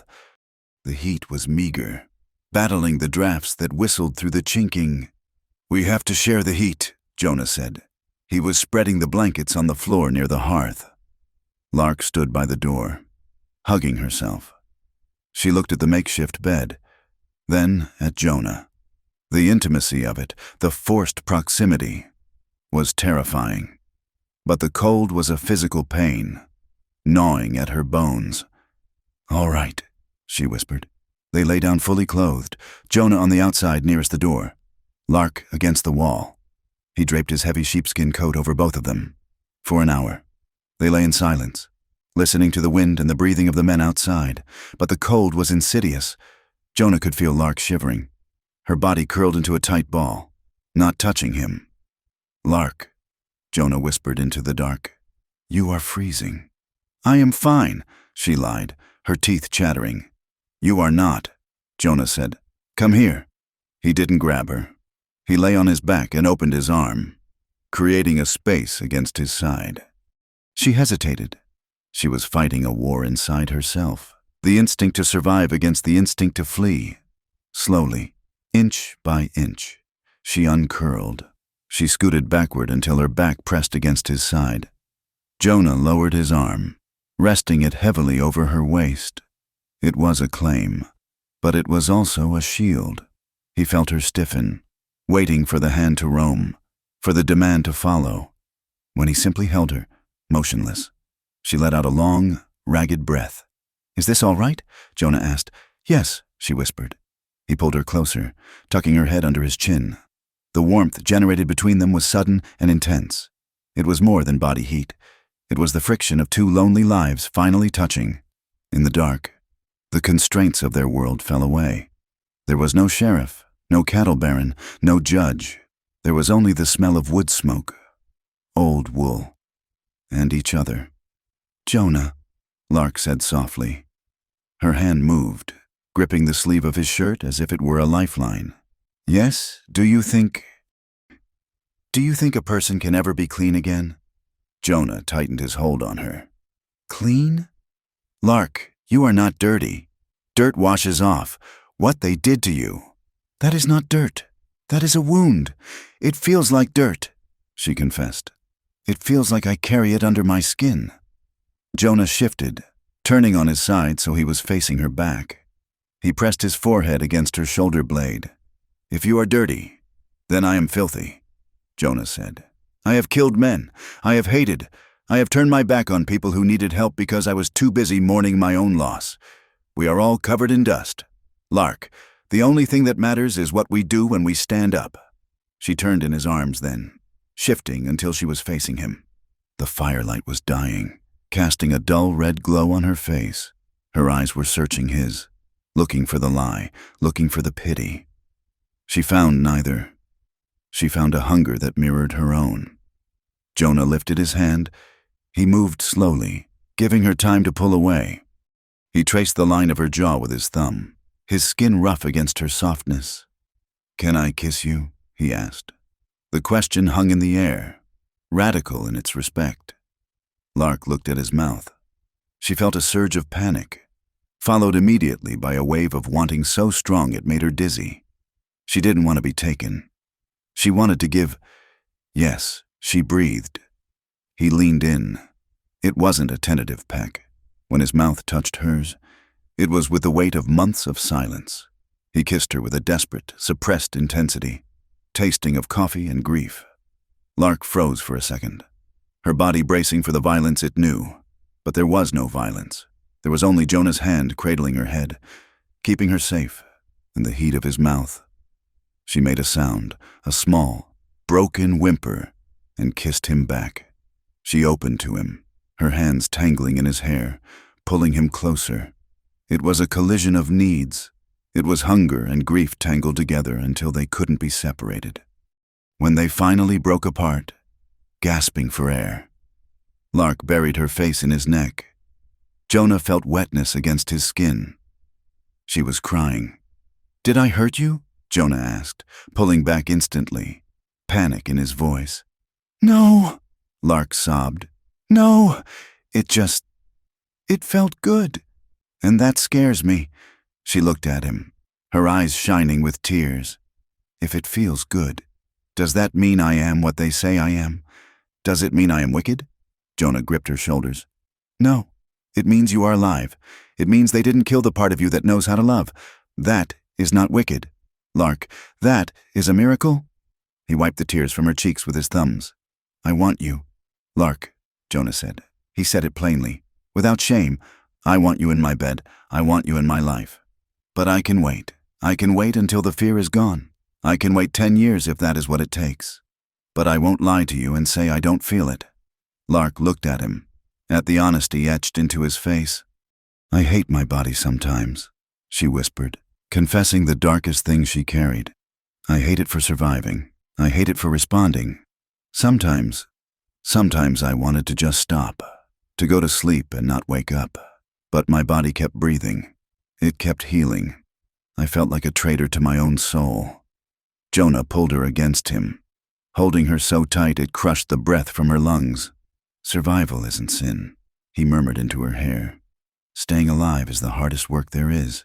You didn't betray yourself. You carried yourself through the fire so you could be here. With me. Tonight, they fell asleep like that, tangled together, not having sex, but sharing an intimacy that was far more dangerous. They slept holding on to the promise that they were real, and that they mattered." The arrival at the county seat 2 days later was a jarring return to civilization. The town of Silverton was larger than Blackwater, built on mining money and ambition. The buildings were brick, the streets were cobbled, and the people wore clothes that had never seen a branding iron. But prejudice here wore a better suit. Marshal Davies brought them to the courthouse, a grand building with white pillars that looked like teeth. They were met by a clerk who looked down his nose at Jonah's mud-spattered coat and Lark's plain, gray shawl. "The witnesses," Davies announced. The clerk sniffed. "The woman is to be held in the detention wing? She is a witness, not a criminal," Davies snapped. "She stays in the hotel under guard," but the eyes followed them. In the hotel lobby, well-dressed women pulled their skirts aside as Lark passed. They whispered behind gloved hands. They didn't see a victim. They saw a stain. They saw a woman who had been in a brothel, and to their minds, the reason didn't matter. The fact was enough to condemn her. And they looked at Jonah with pitying contempt, the rancher who lost his wits, the fool who fell for a fallen woman and dragged his name through the mud for her. Silas Harlan arrived the next morning. He didn't come in a wagon. He came in a private coach, surrounded by 3 lawyers in black suits who looked like crows. Harlan was a man who occupied space with aggressive confidence. He walked into the hotel dining room where Jonah and Lark were eating breakfast under the watchful eye of a deputy. "Jonah Kincaid," Harlan boomed, his voice rich and jovial. "A tragedy. Truly.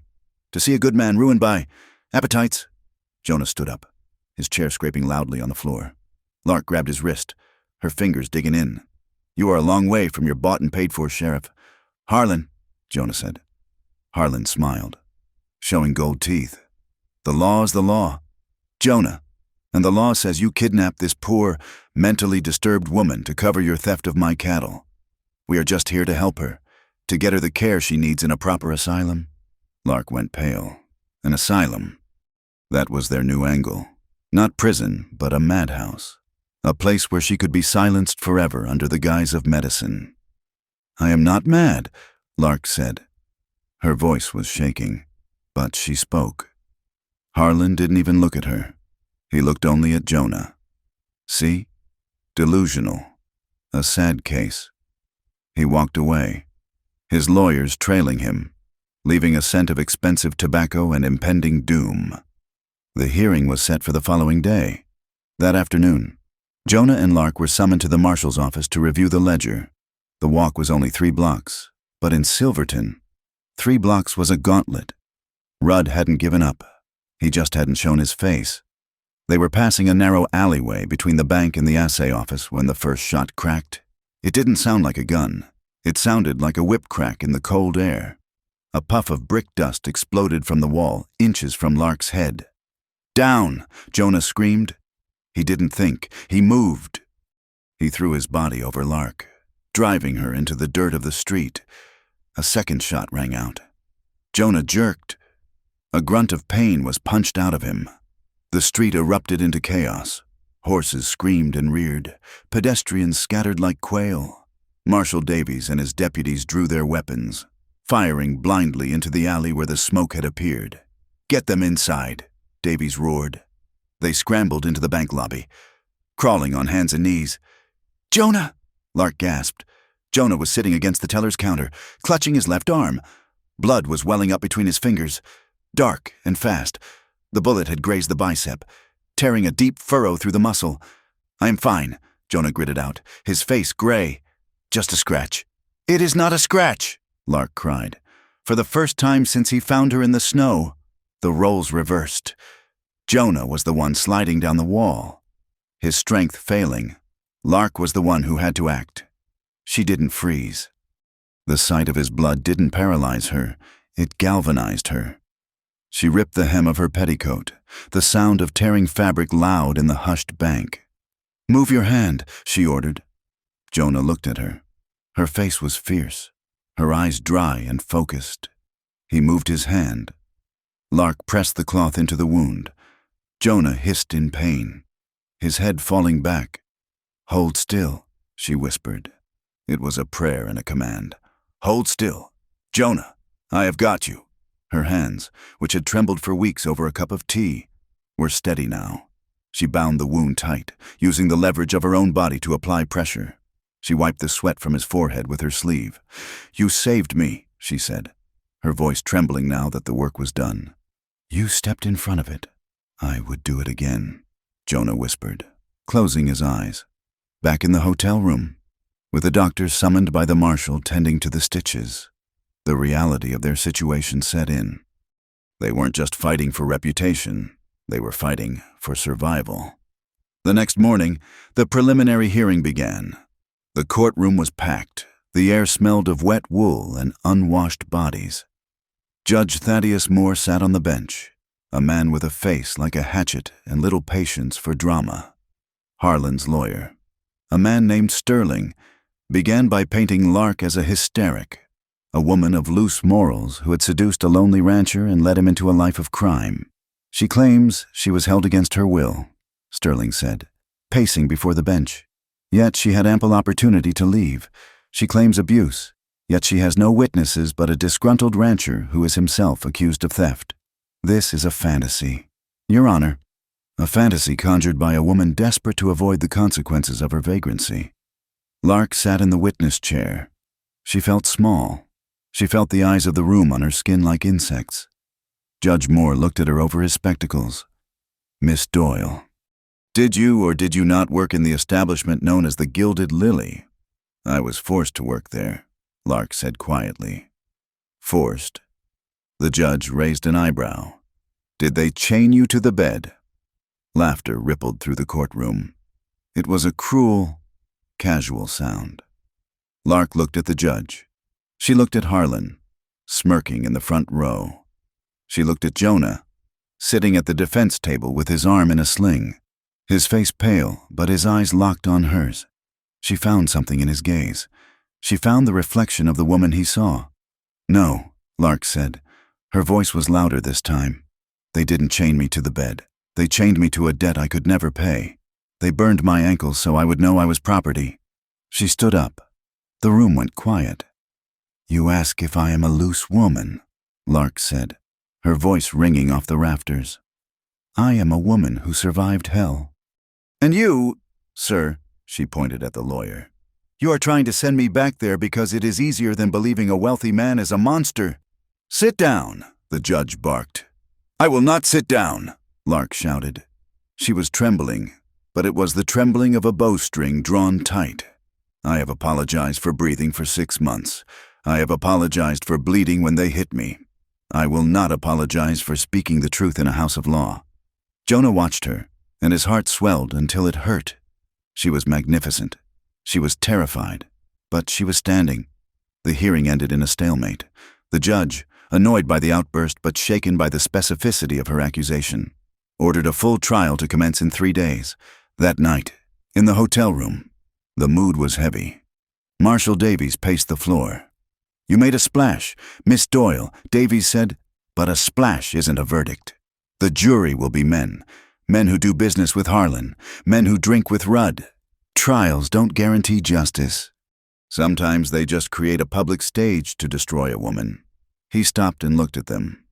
I can get you out, Davies said quietly. Tonight, I can put you on a train to Oregon. You can disappear. Change your names. Start over. If you stay, they will tear you apart. They will bring up every detail of those months in the brothel. They will shame you until you wish you were dead.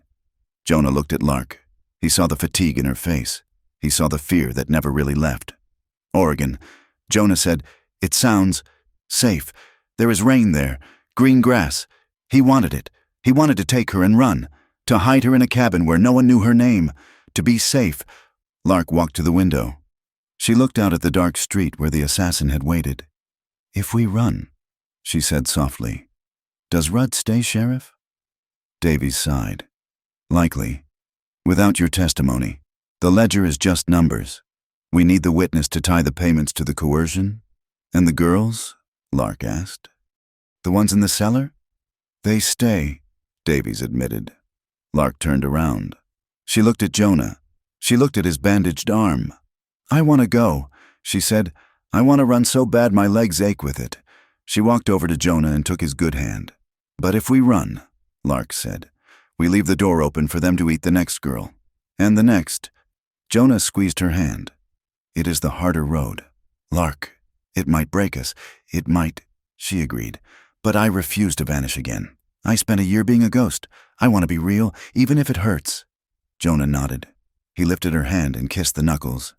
Then we fight, he said. The next morning, the glimmer of hope arrived. It didn't come with a fanfare. It came with a nervous knock on the door. Marshal Davies opened it to find a young man standing there, twisting his hat in his hands. It was one of Rudd's junior deputies, a boy named Thomas, who looked barely 18. I heard what she said in court, Thomas stammered. About the burning. He looked at Lark, then at the floor. I was there, Thomas whispered. I held the lantern. I didn't want to. But the sheriff, he said it was the law. Davies grabbed the boy by the shoulder and pulled him into the room. You are willing to swear to that? On a Bible? Thomas nodded, tears in his eyes. I can't sleep. Marshal, I see her face every time I close my eyes. Davies looked at Jonah and Lark. A grim smile touched his lips. "Well," Davies said, "it seems the dam is cracking." For the first time, the monolithic power of Sheriff Rudd and Silas Harlan looked uncertain. A deputy had broken ranks. The silence was ending. But as Jonah looked out the window at the busy street, he didn't feel relief. He felt the hair on the back of his neck stand up. He knew men like Rudd. He knew men like Harlan. When a predator is cornered, it doesn't surrender. It attacks. The danger wasn't over. It was just changing shape. Desperate men were about to do desperate things, and the trial hadn't even begun. The spring thaw arrived like a fever breaking, leaving the town of Silverton sweating under a pale, watery sun. The streets were not just muddy. They were a slurry of horse manure, melting ice and the dark, rich earth of the high plains churning under the wheels of wagons. The air smelled of wet wool, cheap tobacco, and the copper tang of old blood that seemed to seep up from the floorboards of the county courthouse. The courtroom itself was a cavernous hall of oak and dust, packed to the rafters. Every bench was filled. Men stood along the back walls, their hats in their hands, their eyes bright with the anticipation of a spectacle. Women, who usually avoided the rougher machinery of the law, sat in the middle rows, their bonnets pulled tight, whispering behind gloved hands. They were there to see the fallen woman. They were there to see the rancher who had thrown his life away for her. Lark sat at the small defense table. She wore the gray dress Jonah had bought her, the collar buttoned to her chin. She felt the weight of 300 pairs of eyes pressing against her skin. It was a physical sensation, a heavy, suffocating blanket of judgment. She wanted to shrink. She wanted to fold herself into a shape so small that she could slip through the cracks in the floor and disappear into the dark earth below.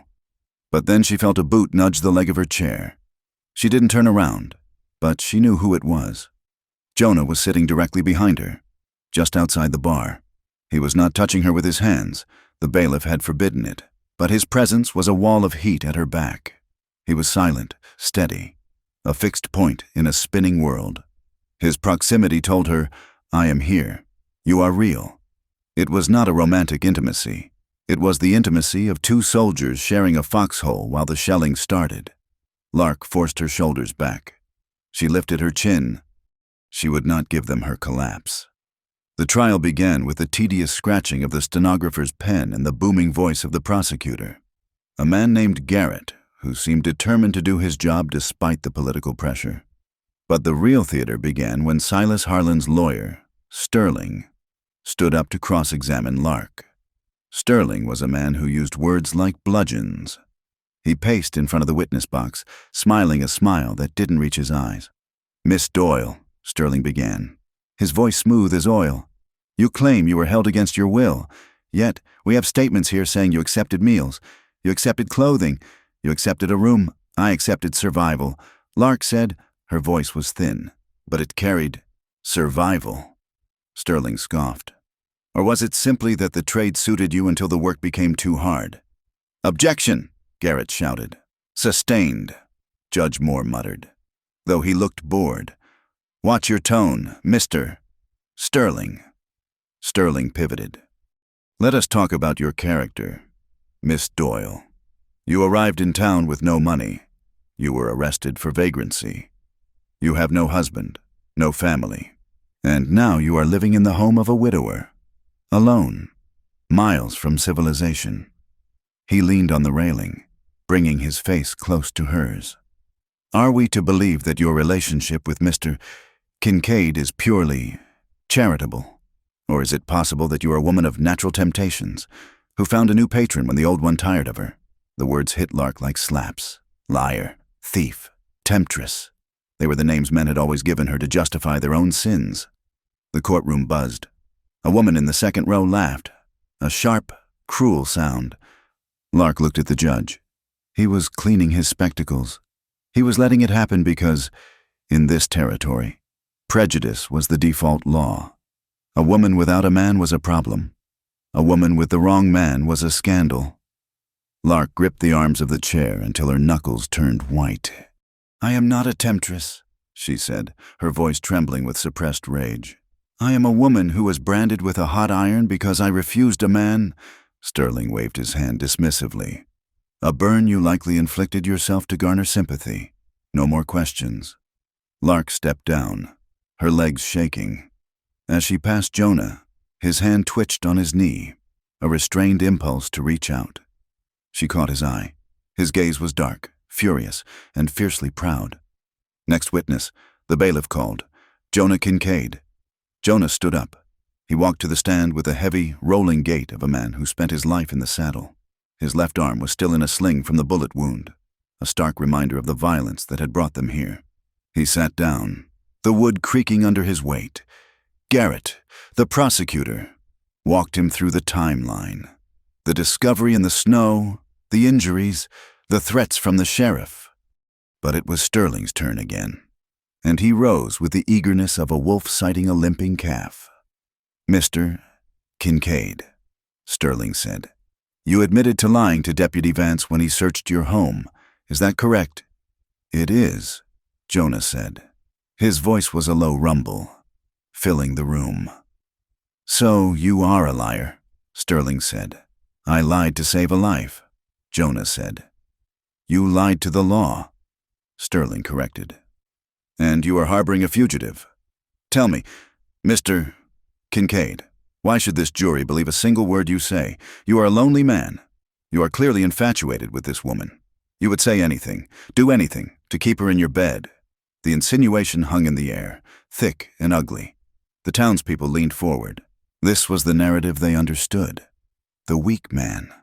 The wicked woman. Jonah looked at the jury. He looked at the 12 men, ranchers, shopkeepers, miners, who were watching him with skepticism. He knew he had to break the narrative. He had to do the unthinkable. He reached into his coat pocket with his good hand. I am not a saint, Jonah said. He pulled out a folded packet of papers. And I am not a man who lies easily. To prove that, I am submitting this into evidence. He held the papers out to the stunned clerk. What is this? Judge Moore asked. Leaning forward, it is a sworn statement, Jonah said, along with letters from my late wife. 10 years ago, in the Wyoming Territory, I killed a man named Ellis Thorne. The courtroom gasped. The sound sucked the air out of the room. It was never solved. Jonah continued, his voice steady. He drew on me in a dispute over water rights. I shot him. I buried him. I never told the law because I didn't think I would get a fair hearing against his family. He looked at Sterling. I am confessing to a killing. Sir, I am handing you my freedom. If I am willing to go to prison for a crime I hid for a decade, do you think I would lie about a ledger I found last week? Sterling stood frozen. His mouth opened, but no words came. Jonah had taken the weapon of character assassination and broken it over his own knee. He had destroyed his own reputation to save his credibility. I am not a saint, Jonah repeated, looking at Lark. I am just a man who knows the difference between a sin and a crime, and what was done to this woman was a crime. The silence that followed was absolute. Even the judge looked stunned. Jonah Kincaid had just gambled his life to prove he was telling the truth. The momentum shifted. The prosecutor, seizing the opening Jonah had carved out of his own flesh, brought out the ledger. He called Marshal Davies to the stand. Davies, grim and professional, walked the jury through the columns. Here, Davies said, pointing to a page blown up on a chart. March 12th, $50. The initials S.R., that is Sheriff Rudd. And here, the corresponding entry in the intake log for the brothel, girl, unclaimed, debt assigned. The prosecutor traced the lines. Signatures matched. Dates matched. The pattern was undeniable. It wasn't just a brothel, it was a machine that turned vagrancy laws into slavery. But numbers were cold. The jury needed to feel the heat. The prosecutor called Lynn. The Chinese laundress walked to the stand. She was small, wearing a high-collared tunic, her hands hidden in her sleeves. The crowd murmured. To them, she was invisible, a fixture of the town's background, like a lamppost or a hitching rail. Sterling tried to object. Your Honor, this witness does not speak English. She is a foreigner who— I speak English, Lynn said. Her voice was quiet, but it cut through Sterling's bluster like a razor. "I was born in San Francisco." She sat down. She looked at Silas Harlan, who was staring at her with cold, reptilian eyes. She looked at Sheriff Rudd, who was sitting at the defense table, his face red with fury. Her hands shook, but she did not look away. "Tell us what you saw." Lynn, the prosecutor, said. "I saw the girls. Lynn said, I brought the sheets. Mondays and Thursdays. I saw them crying. I saw the bruises. Did you see Miss Doyle?" "Yes." Lynn pointed a trembling finger at Lark. "I saw her. I saw the foreman, Griggs. Take the hot iron from the stove. I heard him say, 'This will keep you from running.' I heard her scream. It sounded like an animal dying." The courtroom tried to dismiss her. Men muttered racial slurs. Women shook their heads. But the details were too specific. The smell of the burning skin. The color of the iron. The specific threats Griggs used. Truth has a texture that lies cannot mimic, and Lynn's testimony was rough with it. Then came Miss Albright, the schoolteacher. She was a woman of unimpeachable reputation, a pillar of the church. When she took the stand, the murmuring stopped. She opened a notebook. Sarah Jane Miller. Miss Albright read, "Arrested June 4th, 1884. Never seen again. Mary Lewis, arrested September 1st. Vanished." She looked up at the gallery. "I asked Sheriff Rudd about these girls. She said, he told me they moved on. He told me they were trash. But Mary Lewis was my student. She had a lisp. She loved to read. She wasn't trash. She was a child." In the back of the room, a woman began to cry. It was a soft, stifled sob, but it grew. Then another woman joined her. Mothers, aunts, women who had been told their daughters and nieces had run away to live in sin were suddenly realizing the pattern touched their own homes. The sorrow in the room curdled into horror. Sheriff Rudd stood up. He could feel the tide turning. He could feel the noose of public opinion tightening. And he reacted with the desperation of a cornered animal. "This is a conspiracy!" Rudd shouted, his face purple. "Look at them!" He pointed a shaking finger at Jonah and Lark. "The killer and the whore. They are lovers. Anyone can see it. They cooked this up to ruin honest men. He is sleeping with her, and she is lying for him. Since when do we take the word of a self-confessed murderer over the law?" The room hummed with moral panic. Rudd had struck the nerve he knew was sensitive. In the Old West, romance outside of marriage was treated as proof of guilt. If they were lovers, their testimony was tainted. If they touched, they were conspiring. "Lies!" someone shouted from the back. "Hang the sheriff!" another voice screamed. The courtroom dissolved into chaos. The gavel banged uselessly like a heartbeat in a panic attack. Outside, the mob that had been gathering all morning surged against the doors. They were a mixture of angry fathers and hired thugs paid by Harlan. The glass of the front doors shattered. Inside, the tension snapped. "Get the ledger!" Rudd screamed to his deputies. Two men, loyal to Rudd and paid by Harlan, lunged toward the prosecutor's table where the black book lay. Marshal Davies drew his weapon. "Stand down! A shot fired!" It wasn't clear who pulled the trigger first, but the sound was deafening in the enclosed space. A chunk of plaster exploded from the ceiling. Women screamed and dove under the benches. Jonah moved. He didn't run for the exit. He ran for Lark. He grabbed her by the waist and dragged her down behind the heavy oak defense table, just as a second shot shattered the water pitcher on the judge's bench. "Stay down," Jonah commanded. He shielded her with his body, covering her head with his good hand. Lark was shaking, pressing her face into the dust of the floorboards. "Jonah!" she screamed. Jonah looked up over the edge of the table. The courtroom was a brawl. Davies and his men were wrestling with Rudd's deputies. The jury had scrambled out the side door, but Rudd wasn't fighting the deputies. He was walking toward them. He had his gun drawn, and his eyes were fixed on Lark. He wasn't trying to escape. He was trying to erase the witness. Jonah stood up. He had no weapon.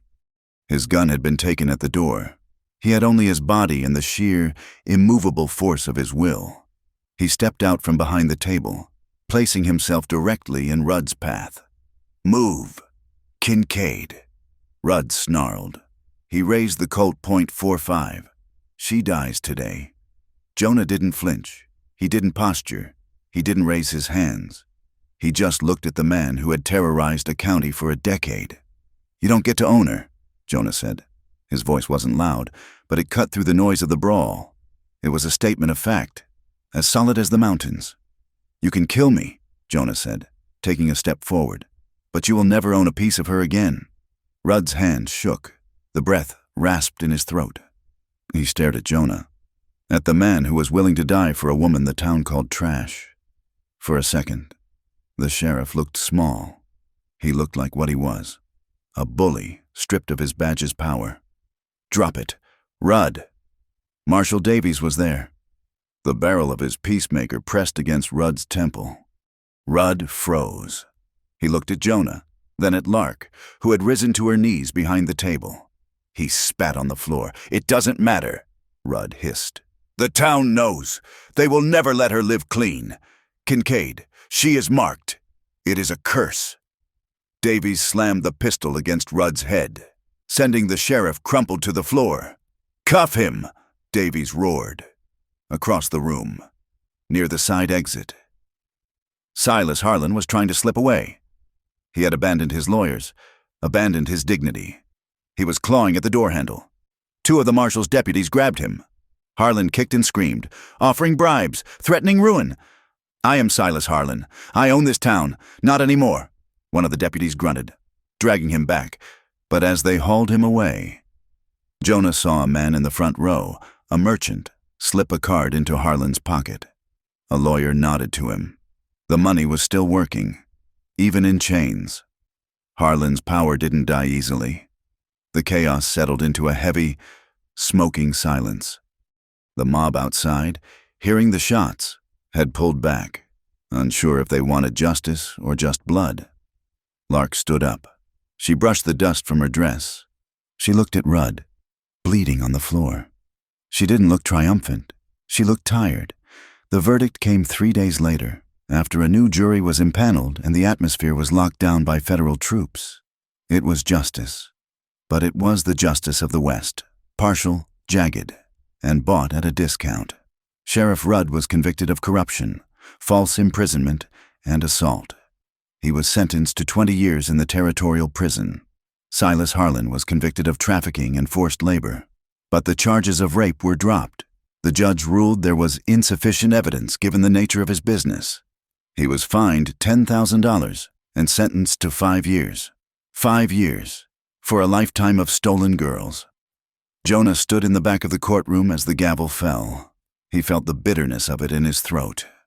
Harlan would be out in 3 with good behavior. He would still be rich. But the ledger was public record now. The system had been exposed. Lark walked out of the courtroom, a free woman. The charges against her were dismissed with prejudice. The papers said she was vindicated. But as she walked down the aisle, the social punishment began. The stares were not apologetic. They were appraising. The whispers hissed like steam. "That's her, the one who lived in the house, the one Kincaid killed for." She wasn't a hero to them. She was a disruption. She was a mirror that showed them their own ugliness, and they hated her for it. A woman's freedom, she realized, was still conditional in their minds. She was free of the cell, but she was not free of the stigma. She pushed open the heavy double doors of the courthouse.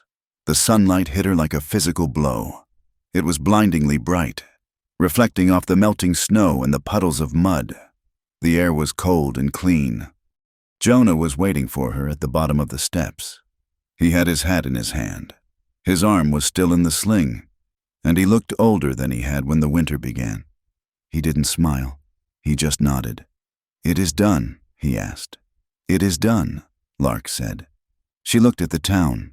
She saw the people watching from the boardwalks. She saw the hostility in the eyes of the shopkeepers who had done business with Harlan.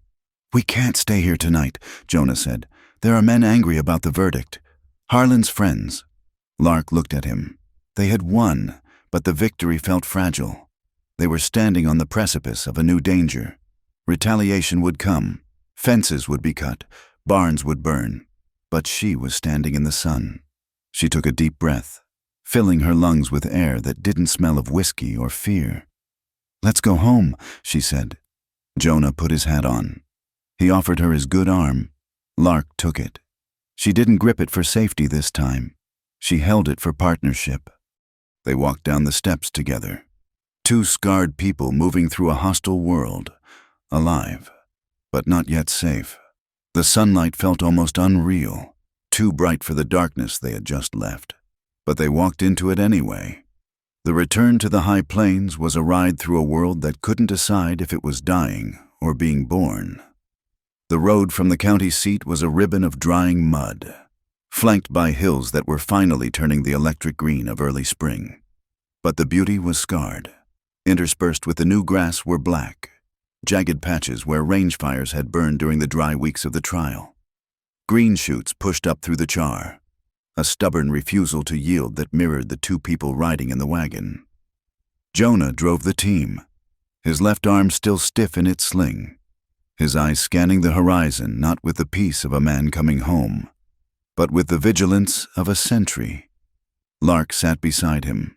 She was no longer hiding under a bonnet. Her face was exposed to the wind and the sun, pale but set in a line of grim determination. They crested the final ridge and saw the ranch. It was still standing. That was the first mercy. But as they drew closer, the details resolved into a picture of malice. The corrals were empty. Dutch and Caleb had moved the herd to the upper range for safety, but the fences near the house gaped open like missing teeth. The wire had been cut, not just in one place, but between every post for a quarter of a mile. It was hours of work destroyed in minutes, a petty, labor-intensive vandalism meant to exhaust the spirit. Jonah pulled the wagon up to the barn. The smell of wet ash hung in the air. One side of the structure was blackened. Someone had piled brush against the logs and lit it, but the damp timber of spring had refused to catch fully, or perhaps Dutch had caught it in time. Jonah set the brake and climbed down. He walked to the main door of the house. Nailed to the wood, right at eye level, was a piece of rough crate slat. Scrawled on it in charcoal were 3 words: "We ain't done." Jonah reached out and ripped the wood from the door. He snapped it over his knee, the crack sounding like a pistol shot in the quiet yard. Lark had climbed down from the wagon. She stood looking at the blackened barn, then at the broken fence. She didn't cry. She didn't shake. She looked at it with the weary recognition of someone who knew that monsters don't vanish just because a judge bangs a gavel. "It is a warning," Lark said. Her voice was flat. "It is cowardice," Jonah replied, tossing the broken wood into the mud. "They waited until we were gone." Dutch came out of the bunkhouse, carrying a Winchester. He looked older, his face lined with the stress of the last week. "Glad to see you, boss," Dutch said. "We saved the barn. Caleb is up with the cows. We lost 2 calves to the coyotes, but the rest are safe. You did good." "Dutch," Jonah said. Dutch looked at Lark, then touched the brim of his hat. "Miss Lark." Lark nodded. "Hello, Dutch." The greeting was simple, but the weight of it was immense. It was an acknowledgement of her place there. She wasn't the waif in the spare room anymore. She was the reason the fences were cut, and she was the reason the ranch was still standing. The reality of their victory settled in over the next week. It was a victory of paper, not of peace. The legal verdict had removed Sheriff Rudd and Silas Harlan, but it hadn't removed the hate they had cultivated.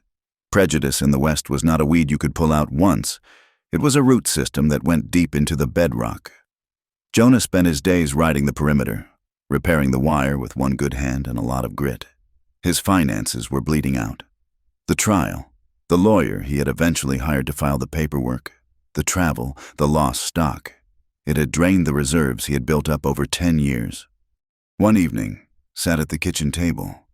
Jonah stared at his ledger. The numbers were stark. He had enough money for seed and maybe a month of wages for the men, if the price of beef dropped, or if the summer was dry. They would be broken. Lark was washing dishes. She dried her hands and came to the table, pulling out the chair opposite him. "Tell me," she said. Jonah closed the book. "It is just ranch business, boring arithmetic." Don't, Lark said. She reached out and placed her hand on the leather cover of the book. You stood up in a courtroom and told the world you killed a man for me. She said, do not try to protect me from arithmetic. Jonah looked at her. He saw the steel in her spine. He sighed and opened the book. We are heavy on debt, Jonah admitted. The bank in Silverton is nervous because of the trial. They are threatening to call the note on the lower section. I am thinking of selling the south 40 acres. It has good water. It would clear the accounts. Lark looked at the numbers. She traced the columns with her finger. That is the best hay ground. She said, if you sell that, how do you feed the herd next winter? I buy hay. Jonah said. With what money? Lark asked. If you sell the land, you shrink the herd. If you shrink the herd, you make less money. It is a slow death. Jonah rubbed his face. Then what do you suggest? I cannot pay the men with good intentions. Lark looked at him. I have $300, she said. Jonah froze. What? In the lining of my coat. Lark said, When I left the house, I didn't just take the ledger. I took the cash box from the desk. It was money Harlan had just paid Rudd. Lark, Jonah said, his voice low. That is stolen money. It is my money, Lark said fiercely. It is back wages. It is payment for every bruise. It is the cost of the brand on my ankle. She stood up and went to the coat hanging by the door. She ripped the seam of the heavy wool and pulled out a stack of bills. She returned to the table and slammed them down on top of the ledger. Use it, she said. Pay the bank. Keep the land. Jonah stared at the money. It was dirty money. Blood money. But as he looked at Lark, he realized refusing it would be an insult. It would be treating her like a child who couldn't contribute to her own survival. He reached out and covered her hand with his. We will pay the bank, Jonah said, and we will keep the hay ground. But you are not a guest here. Lark, if you put this money in, you are a partner. You own a share of this herd's. Lark looked at him, her eyes shining. I am not an ornament. Jonah, I never want to be kept again. You aren't, Jonah said. You are the beam that holds up the roof. But strength in the daylight did not always translate to peace in the dark. The trauma of the last year, the years before that, did not vanish because the sheriff was in irons.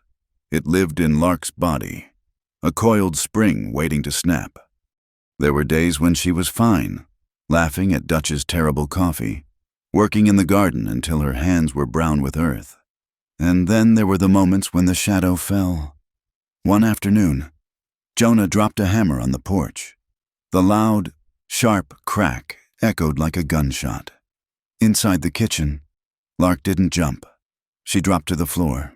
She curled into a ball under the table, her hands over her head, her breathing coming in short, strangled gasps. She wasn't in the kitchen anymore. She was back in the chaos of the courtroom, or worse, the back room of the saloon. Jonah came in, apologizing for the noise. He stopped when he saw her. He didn't rush to her. He didn't try to pull her up. He knew that grabbing a panicked animal only made it bite. He walked over and sat on the floor, 3 feet away from the table. He leaned his back against the cupboards and stretched his legs out. He picked up a piece of harness leather he had been mending and began to work it with his hands, making a rhythmic, scuffing sound. I am right here, Lark, Jonah said comfortably. The floor is pine. The stove is cold. The door is locked. He didn't look at her. He just continued to work the leather, letting his presence be a steady anchor in the storm of her mind. Lark stayed under the table for 10 minutes. Slowly, the gasping stopped. She uncurled. She looked at Jonah, shame flooding her face, the hot, prickly heat of feeling broken. I am sorry, she whispered. I am so stupid. It was just a hammer. Jonah looked up then. It is a loud hammer, he said. Scared me too. He didn't offer a platitude. He didn't tell her she was crazy. He just accepted her reality. Come out when you are ready, he said. I need someone to hold the buckle while I rivet this. Lark crawled out. She sat beside him on the floor. She took the buckle. Her hands were shaking, but she held it. And in that simple act of holding on, the shame began to recede, replaced by the quiet knowledge that she didn't have to be perfect to be safe. Their romance deepened in this soil, Not the frantic, desperate heat of the escape, but a slow-burning root system that went down deep. It was a love built on the understanding that they were both damaged, but that their broken pieces fit together to make something whole. It rained for 3 days straight in late April, trapping them inside. The house was cozy, smelling of wood smoke and the stew simmering on the stove. Jonah was reading by the fire. Lark was sitting on the rug, watching the flames. She looked at him, at the gray in his beard, the strong line of his jaw, the hands that could brand a calf or stitch a wound with equal skill. She felt a pull in her chest, a warmth that was not fear-based. It was want, pure, human want. She stood up and walked over to his chair. Jonah looked up, marking his place in the book with a finger.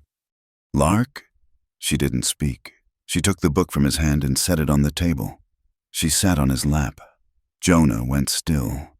He held his arms away, hovering, terrified of crossing a line she wasn't ready to cross. "Is this okay?" he asked, his voice rough. Lark took his hands and placed them on her waist. "I am putting them here," she said. "I am choosing." She leaned in and kissed him. It was soft at first, a question. Jonah answered it with a gentle pressure. Then the heat flared. Lark deepened the kiss, her fingers tangling in his hair. She felt the power of his body beneath her, the potential for violence that he kept leashed for her sake. Suddenly, a memory spiked, a flash of a rough hand, a smell of whiskey. Lark pulled back, gasping, her body going rigid. Jonah stopped instantly. He didn't sigh. He didn't look frustrated. He just rested his forehead against hers. "Breathe," he whispered. "Just breathe. I have got you." Lark closed her eyes. She focused on his breathing. In, out. "Slow, steady," she reminded herself. "This is Jonah. This is safe." The panic crested and broke. She opened her eyes. "Don't stop," she whispered. "Are you sure?" Jonah asked, searching her face. "I am sure," Lark said. "I want to rewrite the memory. Jonah, I want to know that touch can be good." She guided his hand to her face, then down to her neck. She set the pace. She was the captain of the ship. And that night, in the quiet of the ranch house, Lark reclaimed her body. She learned that surrender wasn't about losing control. It was about trusting someone enough to let go. Later, lying in the dark, the rain drumming on the roof, Jonah spoke into the silence. "I am scared too, you know." Lark turned her head on the pillow. "You? The man who faced down a lynch mob?" That was anger. Jonah said, "This is terror." He pulled her closer. "I look at you, and I think about how easy it is to lose things in this world. A fever, a horse stumble, a bullet. I love you, Lark. And that means I have something to lose again. I don't know if I am strong enough to survive losing you." Lark reached out and touched his face in the dark. "Love isn't a shield." "Jonah," she said softly. "It won't stop the bullet. It won't stop the fever." "Then what is it?" Jonah asked. "It is a place to stand," Lark said. "It is the ground under your feet while you fight. We might lose each other. We might lose the ranch.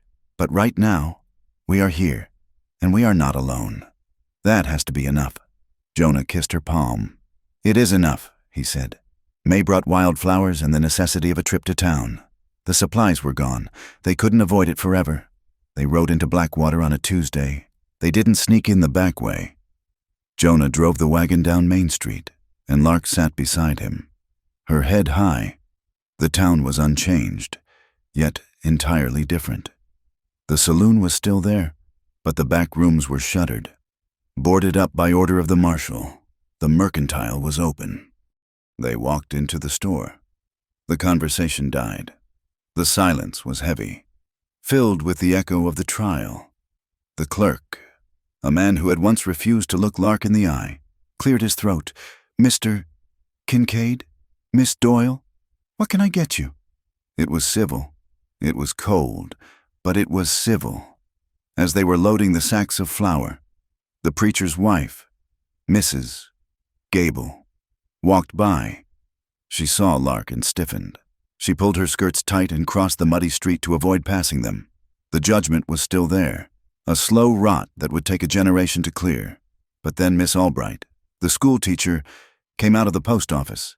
She saw them and walked straight over, ignoring the mud on her hem. "Good morning, Lark," she said brightly. "Good morning, Miss Albright," Lark said, surprised.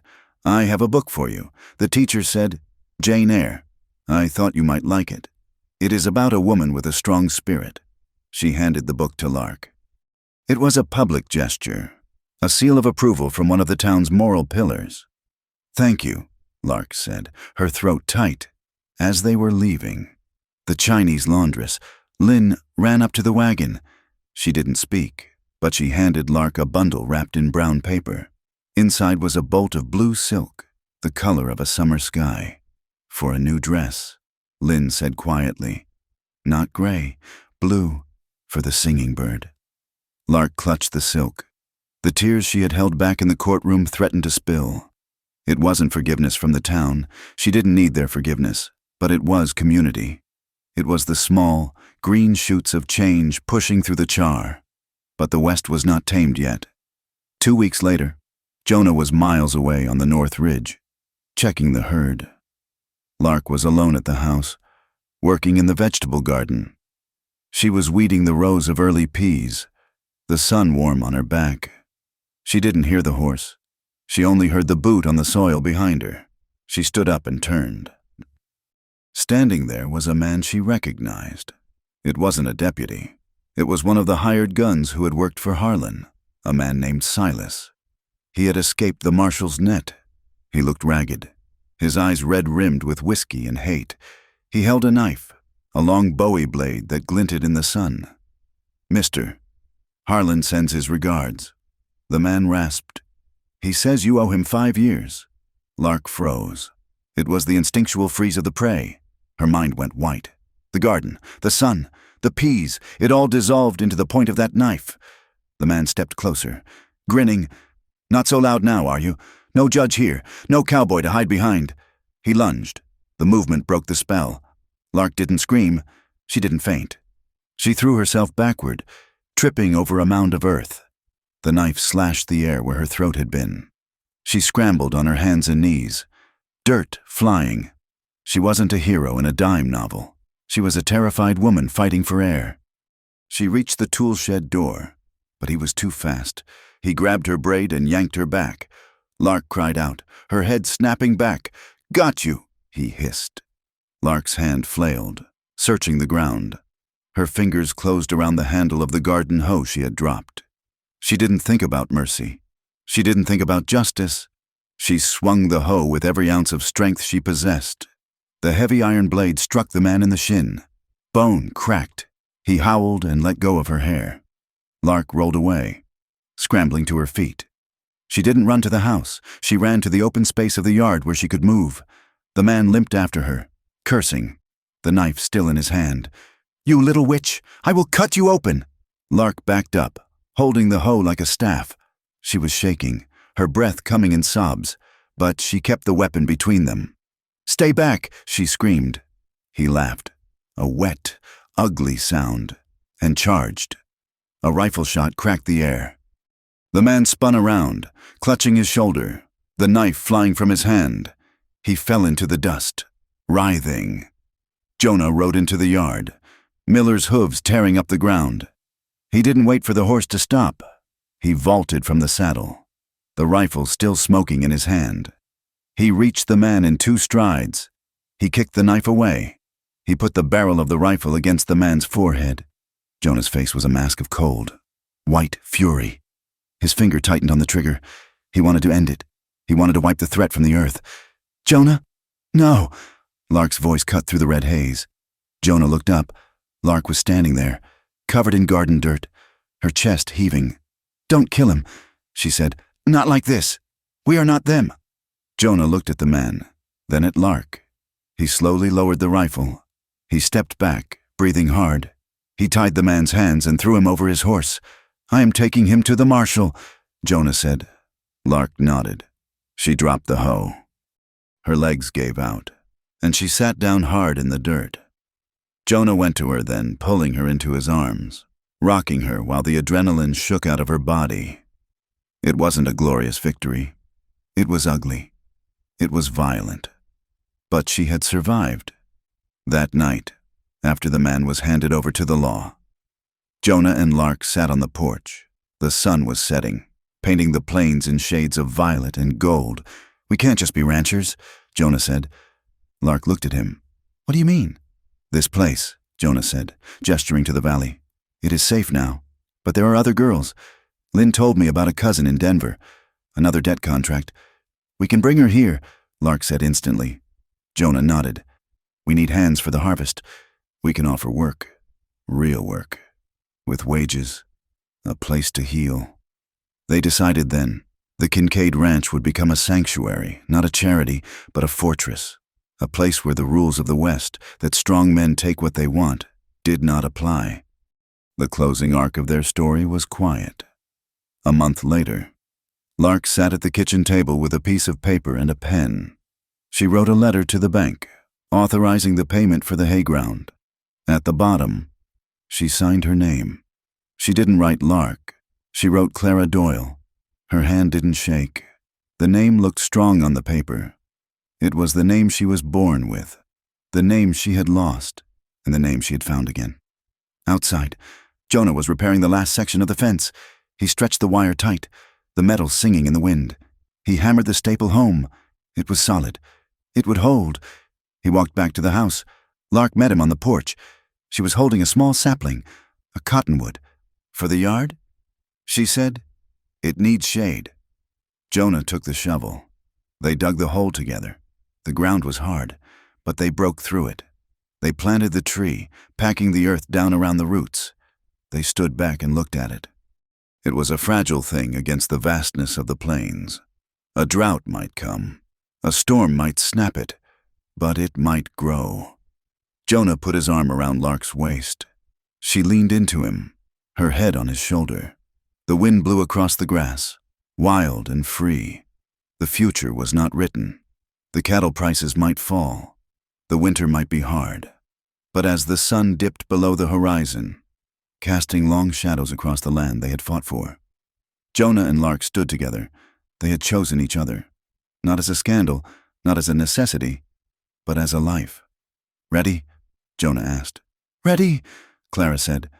They turned and walked into the house, closing the door against the night, leaving the light in the window burning for anyone who might be lost in the dark. Thank you for listening. To every reader who has traveled this long, dusty road with Jonah and Lark, thank you. Stories of the American West are often about conquest and violence, but I hope this story reminded you that the bravest thing a person can do in a hard world is simply to remain soft enough to love. I would love to hear your thoughts. Where are you listening from? Did Lark's journey resonate with you? Please leave a comment below in English and share your feelings. If you enjoyed this story and want to hear more tales of grit, romance, and the raw beauty of the frontier, please subscribe to From Wild West. There are many more stories waiting to be told around the campfire. Until next time, keep your fences mended and your powder dry.